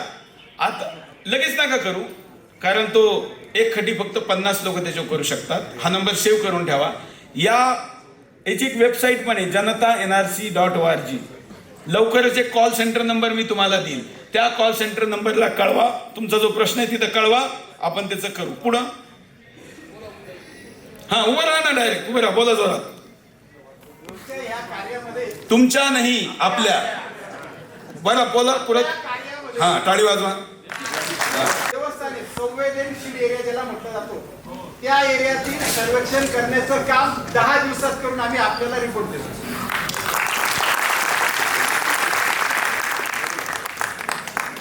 पुढं हा बोल. अच्छा तुम्ही होता तिथं. वा वा वा वा वा वा वा. यांचा दुसरा कार्यक्रम आहे मुंबईला पण त्या दिवशी. हा हा ठीक आहे. मी महाराजींना सगळं रिपोर्टिंग करत असते. भिवंडीला वंजरपट्टी नाक्याला एक हॉटेल आहे. तिथे एक वकील असल्या कारणानं माझ्याजवळ बऱ्याचशा ॲग्रीमेंटसाठी येतात. देवाने शिलीगुडीला 7-8 महिने राहिल्यामुळे बंगाली चांगली कळते. त्यांची बंगाली ऑफकोर्स डाऊटफुल वाटली. सगळ्या बांगलादेशी निघाल्या. दुसरं एक सांगते, शेवगाव जर कोणाला माहीत असेल, शेवगाव माहिती आहे. 120 परिवार आहेत सरजी, त्याच्यामध्ये सगळे बांगलादेशी आहे. हा घटना घडू राहिल्या, पण आपण तसं करायचं नाही. आपण यात एकदम सिस्टमॅटिक पद्धतीने जायचं. एक घटना सांगतो. मी मागच्या त्या कार्यक्रमात सांगितली होती मुंबईच्या. दिल्लीच्या जवळ एनसीआरच्या जवळ 6 बांगलादेशी पकडले गेले. किती पकडल्यानंतर त्यांना ते म्हणले चल आमच्याबरोबर पोलीस स्टेशनला जाऊ. खरं म्हणजे तुम्ही त्यांना पोलीस स्टेशन जा म्हणायचं नाही, पोलिसांना तिकडे बोलवायचं, कारण त्याच्यात मग तुम्ही विवाद होतो. त्या कार्यकर्त्यांनी त्यांना म्हटलं चल तिकडे जाऊ. ते आले नाही. मग हे पोलीसकडे गेले. तोपर्यंत त्यांनी 1 जणाची हत्या केली. त्या 6 जणांनी त्यांच्यातल्या 1 जणाची हत्या केली आणि कांगावा केला की आम्हाला शोधायला आले आणि म्हणले की तुम्ही बांगलादेशी आहात म्हणून फलाण्यानी आमच्या 1 जणाची हत्या केली. मुद्दा काय करायला गेले होते? ते शोधायला. आणि त्यांनी कसा कांगावा केला? उलटा. त्या पोरांना अरेस्ट केलं. मग आम्ही ते चेंज केलं, त्यात मदत केली, त्यांना बाहेर काढलं, होऊ दिलं नाही, काही तो भाग वेगळा. पण इतकं सुद्धा ते करू शकता. त्यामुळं आपल्याला खूप मोठ्या प्रमाणात सावध राहण्याची गरज आहे. 1-2 प्रश्न लवकर लवकर घेऊ. हिंदू एकजूट होण्यासाठी काय करावं? मी सांगितलं ना, उत्तर दिलं. तुम्ही सुरू करा, एकवट होतील. हा सर मला म्हणजे माझे असंख्य ग्रुप आहे हिंदूचे, पण मला जो विरोध होतो तो आपल्याच लोकांकडून होतो. आणि ह्या लोकांपेक्षा ते सगळ्यात जास्त त्रास आहे आमचं. असं जो म्हणल त्याला म्हणायचं तुझ्या घरी किती ठेवून घेणार. काय आपल्याकडं तुम्हाला माहिती आहे, आपल्याकडं पर्सनल प्रॉपर्टी इन्क्रोचमेंट हा पोलीस डाटा सांगतो मी. पोलीस डाटा 1.5 लाख हत्या प्रतिवर्ष फक्त पर्सनल प्रॉपर्टी इन्क्रोचमेंट यातून होतं. म्हणजे काय? बांधाला नांगर लावला, घराची भिंत इकडे घेतली, कंपाऊंड इकडे केलं, म्हणजे जमिनीच्या वादातून किती हत्या. तुमची 1 इंच जागा जरी जाणार असाल तर तुम्ही दुश्मनाला सोडा, सख्या भावाला लोक सोडती नाही. आणि इकडं किती जमीन, आपण सगळे वक्फ बोर्डाबद्दल बोलतो. वक्फ बोर्डाकडे किती जमीन आहे? 9.5 लाख एकर. महाराष्ट्रात किती आहे? 1 लाख एकर. तुम्हाला माहिती आहे महाराष्ट्रात घुसखोरांकडे किती जागा आहे? 1,37,00,000 एकर. कोणती जास्त झाली हो? वक्फ बोर्डासाठी आपण कायदा आणला, एवढ्या मोठ्या प्रमाणामध्ये आंदोलन करतोय, सगळीकडे त्याचं नावाने ओरडलंच पाहिजे. गावाची गावं तो कब्जा करू राहिला. परंतु आता तुम्ही म्हणाला आकडा कुठून आला? तर महाराष्ट्राची संख्या डिवायडेड बाय घुसखोरांची संख्या आकडा येतो. म्हणजे प्रूफ पण सांगू राहिलो. कुणी पुन्हा म्हणायला नको का आकडा कुठून आणला, मोजलं कसं. ठीक आहे ना? इतकी मोठी संख्या आहे, इतकं मोठं प्रमाण आहे. त्यामुळं आपण या विषयात, तुमचा प्रश्न काय होता? हा, तर हे का होतं? कारण आपणच देतो. जसं उदाहरणार्थ काल रात्री एक बैठक घेतली मी. तिथं मला माहिती आहे त्या एरियामध्ये 2000 बांगलादेशी राहतात. तर आम्ही त्या घरांची लिस्ट काढली. त्याच्यामध्ये 1300 लोक हिंदूंच्या घरात भाड्याने राहत होते. घर कोणाचं? घर म्हणजे झोपडी झापडी, काही ते काही फार मोठं घर नव्हतं. पण ते लोकांना आम्ही त्यांचा कानोसा घेतला तर असं लक्षात आलं का आम्ही जर त्यांना काढलं तर आमचं ते घर भाड्याने कोण घेणार. म्हणजे घुसबैठी आहे, त्याच्यासाठी ते ठेवायला तयार आहे. मग सोल्युशन काय? तर आम्ही त्याला म्हणलं बाबा आपल्यापैकी काही लोक कॉन्ट्रीब्यूट करू आणि आपण यांना भाडेकरी आणून देऊ असं म्हणा, म्हणजे निदान त्यांनी तरी ते बोलतील. तर ते जे हिंदूच विरोध करतो तो लालची. हिंदूंमध्ये खूप प्रकार. हिंदू म्हणजे फक्त हिंदू नाही, एक अज्ञानी, एक अज्ञानाची पराकाष्ठा मूर्ख, एक सेक्युलर महामूर्ख, त्याच्यानंतर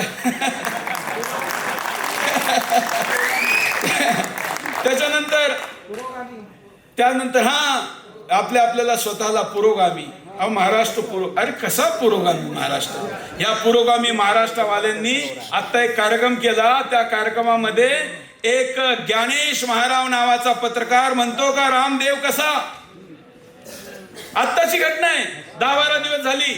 तो ज्ञानेशराव महाराव म्हणतो का राम हा देव कसा फलाने. त्यांनी इतके अर्वाच्य शब्द वापरले प्रभू रामाबद्दल, वारकऱ्यांबद्दल, स्वामी समर्थांच्या लंगोटीबद्दल. कुणी काही बोललं नाही त्याच्याबद्दल. हे पुरोगामी. तिथं शरद पवार मंचावर होते. मी शरद पवारांना विचारतो का प्रभू रामचंद्राबद्दल ज्ञानेश महारावनी जे बोललं, तुमची चुप्पी, तुमचं मौन सांगतं का तुम्ही त्याचं समर्थन करताय? आणि जर तुम्ही, कारण आजकाल वारीला त्या लालबागच्या गणपतीला गेले असं काहीतरी मी ऐकलं, म्हणजे आजकाल काही मतपरिवर्तन झालं असेल तर तुम्ही ज्ञानेश महाराजवर FIR करा, तर मी तुम्हाला हिंदू मानायला तयार आहे. त्यामुळे हे जे आपसातले हिंदू आहे ना, त्यात मी सांगितलं ना, मूर्ख, अज्ञानी, मूर्ख, महामूर्ख, पार्टीचा लॉयल. काय पुढचे एक आजार काय? पार्टीचा लॉयल. अहो मुसलमान कोणत्याही पार्टीत असू द्या, तो शेवट काय असतो?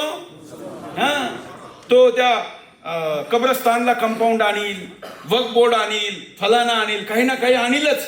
पण तो बाकीच्या आपले हिंदू कसा आहे, ज्या पार्टीत जाईल लगेच तसा होत. काही लोक तर मला ओवीसीच्या पार्टीत दिसत आहे. हो, हे कसं शक्य आहे? आता तुम्ही त्यांना हिंदू म्हणणार का? अशा लोकांना एक नाव सांगतो, जे जय भीम आणि जय मीमचा नारा चालवताय ना, त्यांना तुम्ही सांगा एक नाव. जसं मी आधी कुठलं सांगितलं, आदिरंजन, तसं नाव आहे जोगिंदरनाथ मंडल. कोणचा नेम? कोण आहे? हे भारतातले मोठे दलित नेते त्या काळी. आपण असं आंबेडकरांपेक्षा मोठं म्हणणार नाही, कारण मोठे पण फक्त फॉलोईंगनी होत नाही, पण त्यांच्या मागे जास्त लोक होती. आणि ज्यावेळी पाकिस्तान व्हायला पाहिजे का याचं मतदान झालं, त्यावेळी त्यांनी तिकडं मतदान केलं, पाकिस्तानात गेले, दलितांना घेऊन गेले, त्या ठिकाणी मंत्री बनले.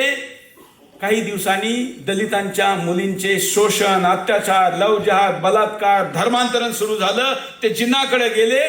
त्यांनी सांगितलं का इथं येण्याच्या आधी हा विचार करायला पाहिजे होता, हे तुमचं भाग्य आहे, आता तुम्हाला हे स्वीकार करावं लागल. त्यांच्या लक्षात आलं का ही चूक झाली आणि म्हणून त्यांनी पाकिस्तान सोडला, भारतात आले. बंगालच्या झोपडपट्टीमध्ये ते कधी मेले लोकांना माहीत नाही, निनावी पद्धतीने, ज्यांनी पाकिस्तान बनवण्यात. म्हणून तुम्ही सगळे, आम्ही सगळ्यांनी जोगिंदरनाथ मंडलांचे पुतळे किंवा फोटो दलित वस्तीत लावले पाहिजे आणि सांगितलं पाहिजे का तुम्हाला, जसं मी म्हणलं ना हिंदू नेत्यांना आमच्या, तसं दलित भावांना आमच्या सांगितलं पाहिजे का जोगिंदरनाथ मंडल, ठीक आहे ना. तर या हिंदूचे असे 25-30 अजून उपाय एक एक करून घेऊ. हा पुढं लवकर महिला पण विचारू शकता. हा तुम्ही बोला यांच्या नंतर. हा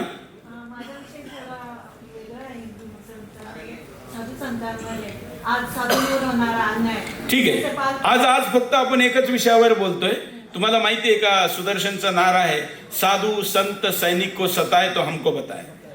आणि तुम्ही बापूंच्या भक्त आहात, मला माहिती आहे, त्यांच्यासाठी सगळ्यात जास्त आवाज आम्ही उचललेला आहे, बरोबर ना.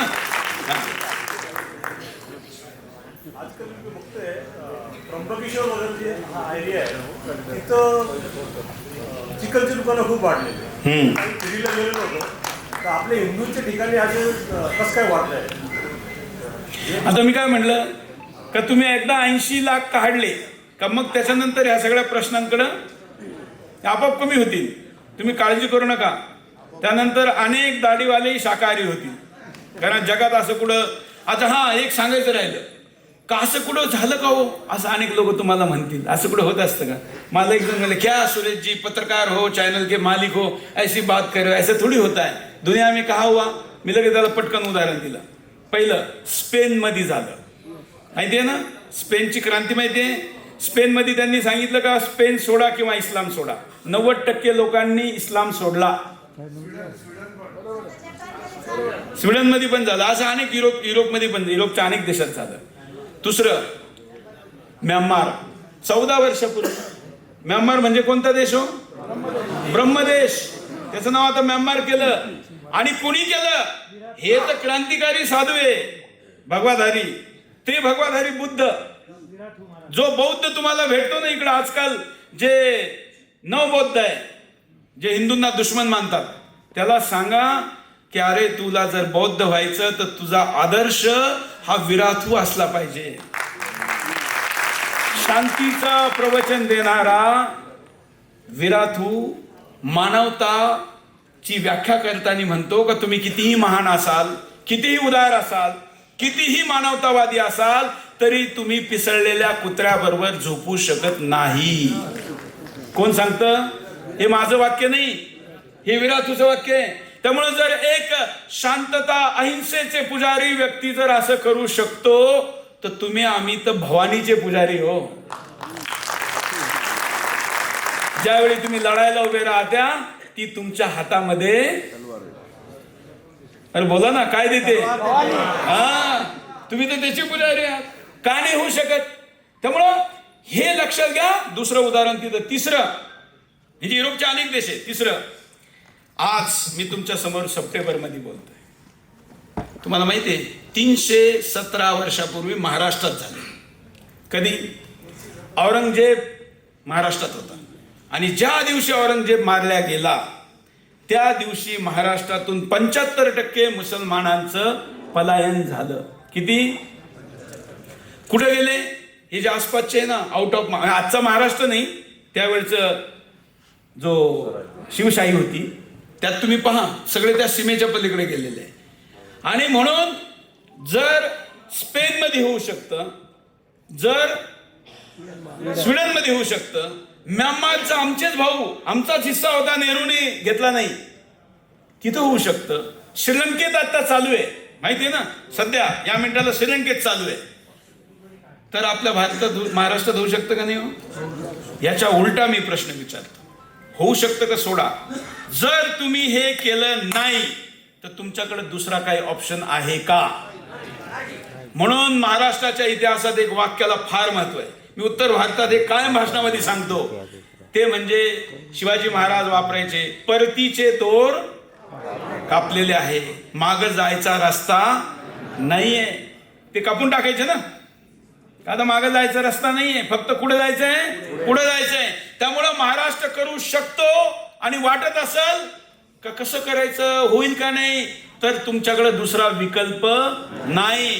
तुम्ही गाडीचा प्रीमियम भरता, तुम्ही मोटरसायकलचा प्रीमियम भरता, तुम्ही हेल्थचा प्रीमियम भरता, तुम्ही घराचं प्रीमियम भरता, तुम्ही तुमच्या पोरांचे भविष्याचं प्रीमियम भरायचं असेल तर NRC करण्याशिवाय तुमच्याकडे काय होतं? काही ऑप्शन नाही. NRC ला दिलेला तुमचा टाइम, मी तुमच्याकडे पैसे मागितले का? मत मागितलं का? सत्ता मागितली का?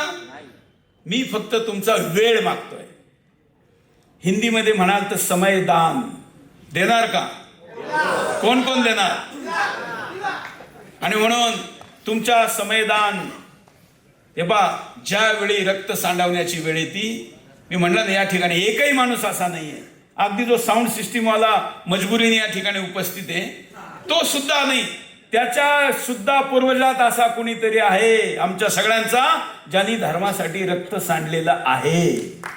पण आज रक्त सांडायची गरज आहे का? नाही. आता घाम गाळण्याची गरज आहे, परिश्रम करण्याची गरज आहे. म्हणून तुम्ही या आंदोलनासाठी सांडवलेला प्रत्येक घामाचा एक थेंब आणि तुम्ही दान दिलेला वेळेचा प्रत्येक क्षण घुसबैठ्या बाहेर काढण्यासाठी वापर करू, याचं वचन मी तुम्हाला देतो. प्रश्न घेऊ.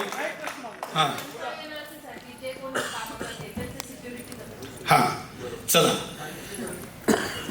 पहिलं तर लक्षात घ्या, तुम्ही सुरेश चव्हाणके बरोबर काम करता. सांगितलं ना ओबीसी बीबीसी कसे पडून जातात. त्यामुळे त्या NRC मधल्या कोणालाही हात लावायची हिंमत कोणी करणार नाही, पहिली गॅरंटी. दुसरी, तुम्ही कुठंही ना अक्रास्थाळपणा केला, ना कायदा हातात घेतला, ना दंडा वापरला. समजा एखादा कागद दाखवित नाही तर तुम्ही तिथून बाजूला जा, तिथं फक्त येलो मार्क करा, पुढची टीम त्याला डील करेल. एक. दुसरं, महिलेनीच प्रश्न विचारला म्हणून सांगतो, माझं मत आहे का पहिली सर्वे करायला जाणारी टीम महिलांची असावी.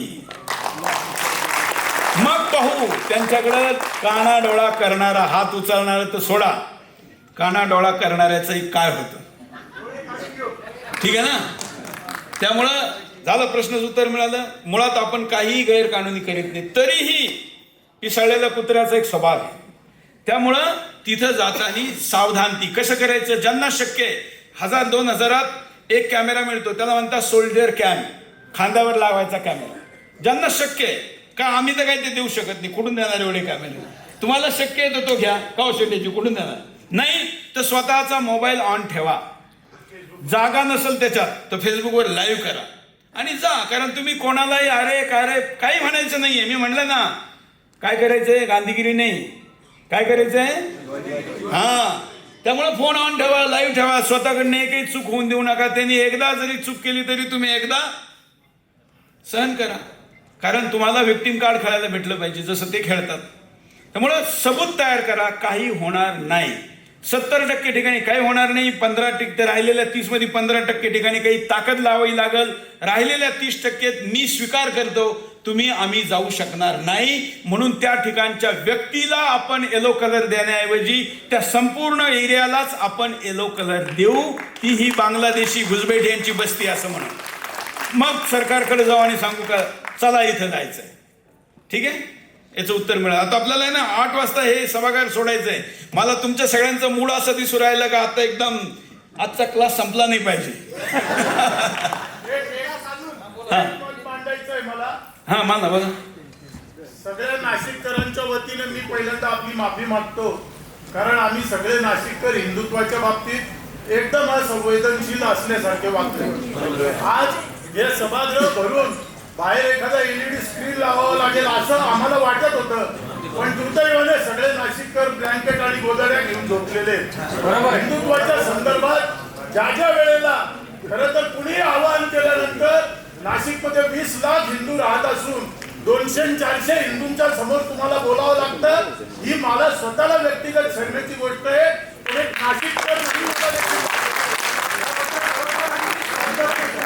नाही असं आहे, त्याच्यात मला काही वाटायची गरज नाही. कारण एक लक्षात घ्या, असं असूनही तुम्ही एवढे आले हे पण काही कमी नाही. आणि त्या सगळ्या नाशिककरांकडे पाहू नका जे आज आले नाही, त्या नाशिककरकडे पहा जो इथं उभा आहे.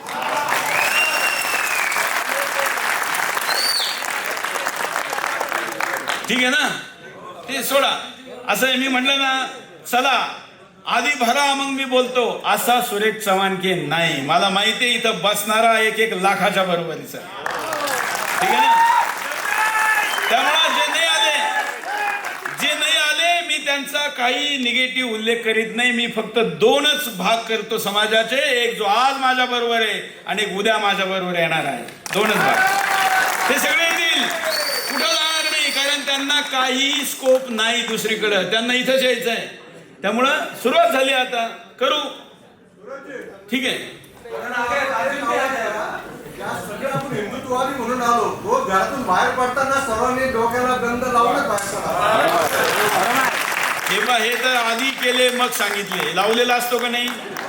टीव्हीवर मी जगातला एक मात्र हिंदू पत्रकार आहे जो टीका लावून कार्यक्रम करतो.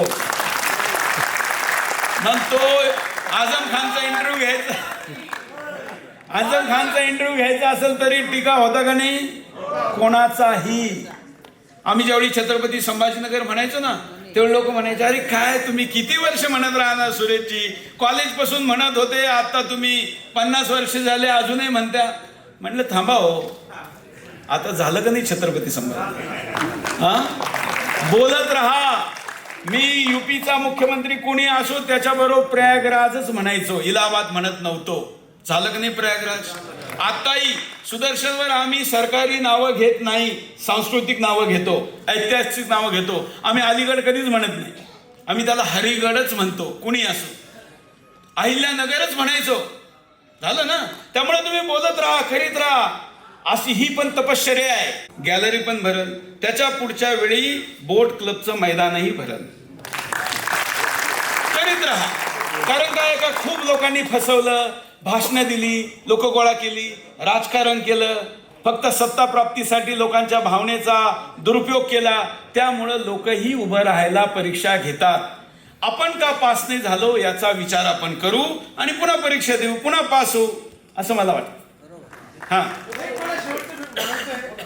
आपण जे धर्माचं काम करायला जातो तर एका ठिकाणी समजा मी NRCचं बघायला गेलो गावात, तर तिथं मी शोधून काढाल, त्याला बाहेर काढत सगळं काम व्यवस्थित करणार आहे.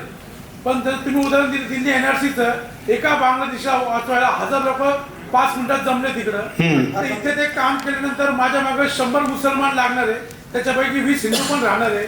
पण त्यावेळेस माझ्या जीवनाची विल्हेवाट लागेल. नाही, काही विल्हेवाट नाही, विल्हेवाट नाही लावायची, सार्थक करायचंय. हा, मी सांगतो. पहिलं म्हणजे एक प्रक्रिया माझ्याकडनं सांगायची राहिली, मी खूप फास्ट मध्ये सांगितली, त्यामुळे यांच्या मनात हा प्रश्न आला. बसा. एक मिनिट, हे का सांगतोय की नाही, ते लक्षात आलं की तुम्ही पहिले विक्टीम नाही, असं हे सगळ्यांशीच बरोबर होतं.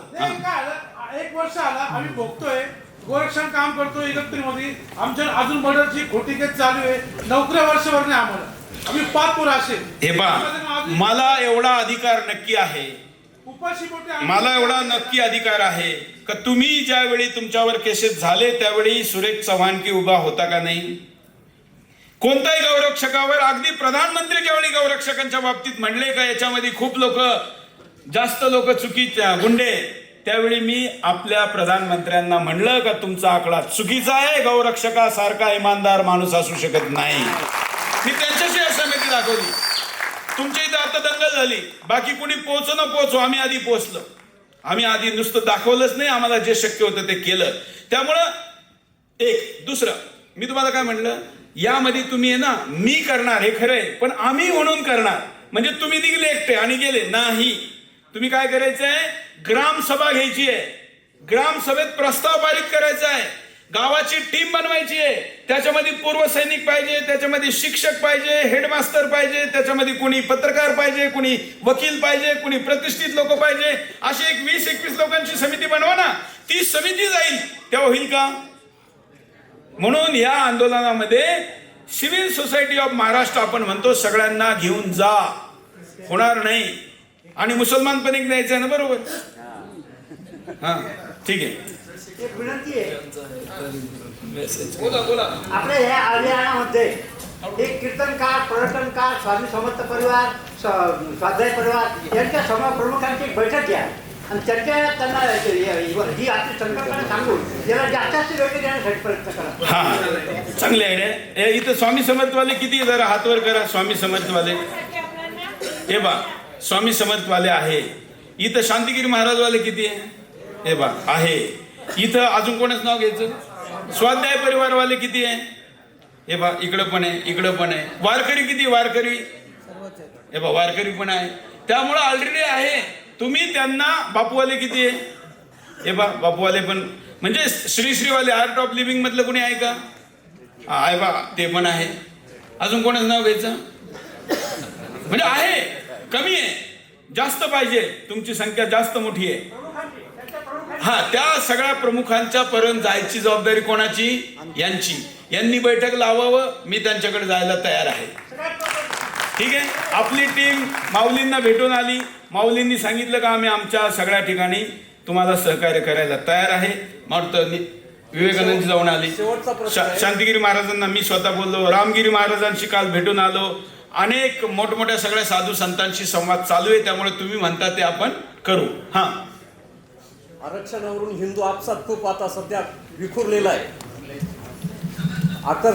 आरक्षण काही मी म्हणलं ना, आपल्याला, मला तर सध्या फक्त अर्जुनासारखं एकच दिसतंय, मला दुसरं काही दिसत नाही. त्यामुळे आता मी आधीच त्याच्यावर बोललो का ज्याला त्याला संवैधानिक अधिकार आहे असं करण्याचा, ते चालू द्या, आपण एकच विषयाच्या मागे लागायचं बस. आरक्षण हॅलो हॅलो मी सांगितलं ना, दुसरं मला काही विषय करायचा नाही, फक्त एकच विषय. हा अफगाणिस्तानी बांगलादेशी रोहिंग्या यांना जर आपल्याला महाराष्ट्रामध्ये जर बाहेर काढायचं असेल तर साहेब मी तुम्हाला एक विनंती करतो, जे कंपन्या मालक असतात, जे व्यावसायिक असतात, हॉटेल मालक असतात, यांना कमी पैशामध्ये ते काम करायला हो लागतात. हो हो त्यांना ते पोस्ट देतात. खूप चांगला मुद्दा तुम्ही मांडला. तुम्हाला माहिती आहे, मुंबईमध्ये आम्ही कन्स्ट्रक्शन करणाऱ्या लोकांना भेटलो.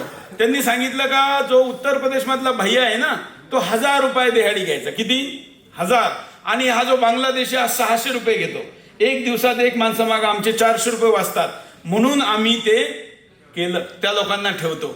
आता सगळेच काय उदारतेने लगेच ते 400चं नुकसान करणार नाहीये. मी त्यांना म्हटलं, अरे बाबा तू 400 रुपये जास्त घे, फ्लॅटची किंमत जास्त ठेव, घेणारा तो घेणार आहे ना, तू कशाला त्याच्याशी कॉम्प्रोमाइज करतो. पण आपलं महाराष्ट्र सरकारशी बोलणं चालू आहे. महाराष्ट्र सरकार लवकरच राज्यातल्या सगळ्या बिल्डरला एक ऑर्डर काढणार आहे का तुमच्याकडं काम करणारे सगळे लेबर आणि स्टाफ आणि ऑफिसर यांची नागरिकतेची माहिती घ्या.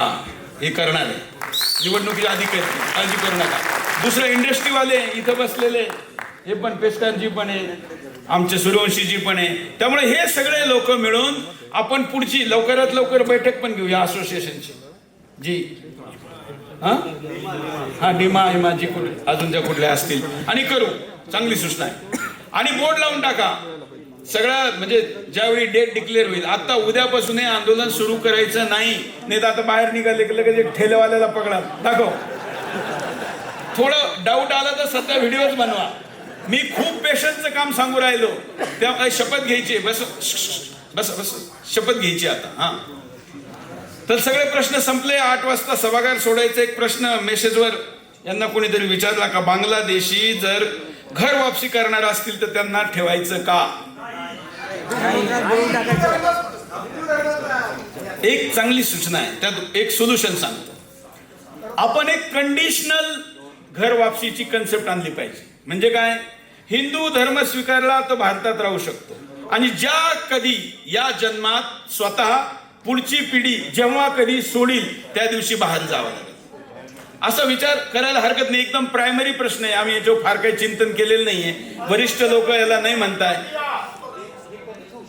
हा ठीक आहे, त्यामुळे पाठवून द्यायचं. हा ठीक आहे ठीक आहे, चला याचं उत्तर दिलं. सध्या नाही, त्याला म्हणा बांगलादेशात जाऊन हिंदू बन, मग CAA कायद्याने इकडे. हे चांगले मला वाटतं. चांगलं उत्तर मिळालं उत्तर. कारण कायद्यानुसार CAA हिंदू झाला तर इकडे यायची व्यवस्था आहे. हा ठीक आहे, पुढं संपवायचं. उभे राहा. हा उभं राहून राईट हँड पुढं करायचं. हा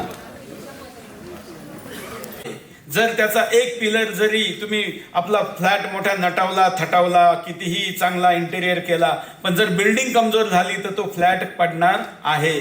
म्हणून फ्लॅटची नाही, बिल्डिंगची, धर्माची सुरक्षा करावी. त्यातून हे सगळं वाचल. हात पुढं करा. माझ्या पाठीमागे सगळ्यांनी म्हणायचंय, आम्ही सगळे नाशिकचे नागरिक शपथ घेतो, वचन देतो, संकल्प करतो, आमच्या या महाराष्ट्राला आम्ही घुसखोर मुक्त करू. ते करण्यासाठी जो वेळ द्यायचा असेल, जे धन द्यायचं असेल, ते आम्ही तन मन धनाने देऊ. जो संघर्ष करायचा असेल त्याची तयारी ठेवू व महाराष्ट्राला घुसखोर मुक्त करू. आमचा हा संकल्प, आमची ही शपथ यशस्वी हो, यासाठी आमची कुलदेवता, आमची ग्रामदेवता, आमचे गुरु, आमचे गौरवशाली पूर्वज आम्हाला यश देव, शक्ती देव, विजय देव, विजय देव, विजय देव, विजय देव. भारत माता की, भारत माता की. चाहे एनआरसी, तुम्ही म्हणायचं गद्दार चाहे अनारकी. अनारकी माहितीये ना? हा, म्हणजे अजून हे पहिला नारा कोणतरी पाठवला, अजूनही खूप नारे येऊ शकतात. घुसखोर भगाव देश बचाव, बांगलादेशी भगाव हिंदुस्तान बचाव, महाराष्ट्र बचाव जे म्हणायचे असेल ते आपण घोषणा देऊ. मराठीत घुसखोर म्हणतात, हिंदीत घुसबैठी म्हणतात. हिंदीमध्ये घुसखोराचा अर्थ होतो करप्ट, ठीक आहे ना? करप्शन वाल्यांना त्याच्यानंतर पाहू, आता घुसखोरांना पाहू. त्यामुळे हिंदीत द्यायचं असेल तर घुसबैठी भगाव हिंदुस्तान बचाव, आणि मराठीत म्हणायचं असेल तर घुसखोर नाही भगाव कसं होईल? हा, घुसखोर पळवा. पळवापेक्षा अजून चांगला शब्द नाही का? हाकला. हा, हाकला. हे पहा बरं, नाशिकची भूमी आहे. हा, घुसखोर हाकला, महाराष्ट्र जय श्रीराम. बरंच काही मी कटू शब्दांचा वापर केला. कोणाला वाईट वाटलं असेल तर त्यांना बोलण्यासाठीच बोललेलं आहे.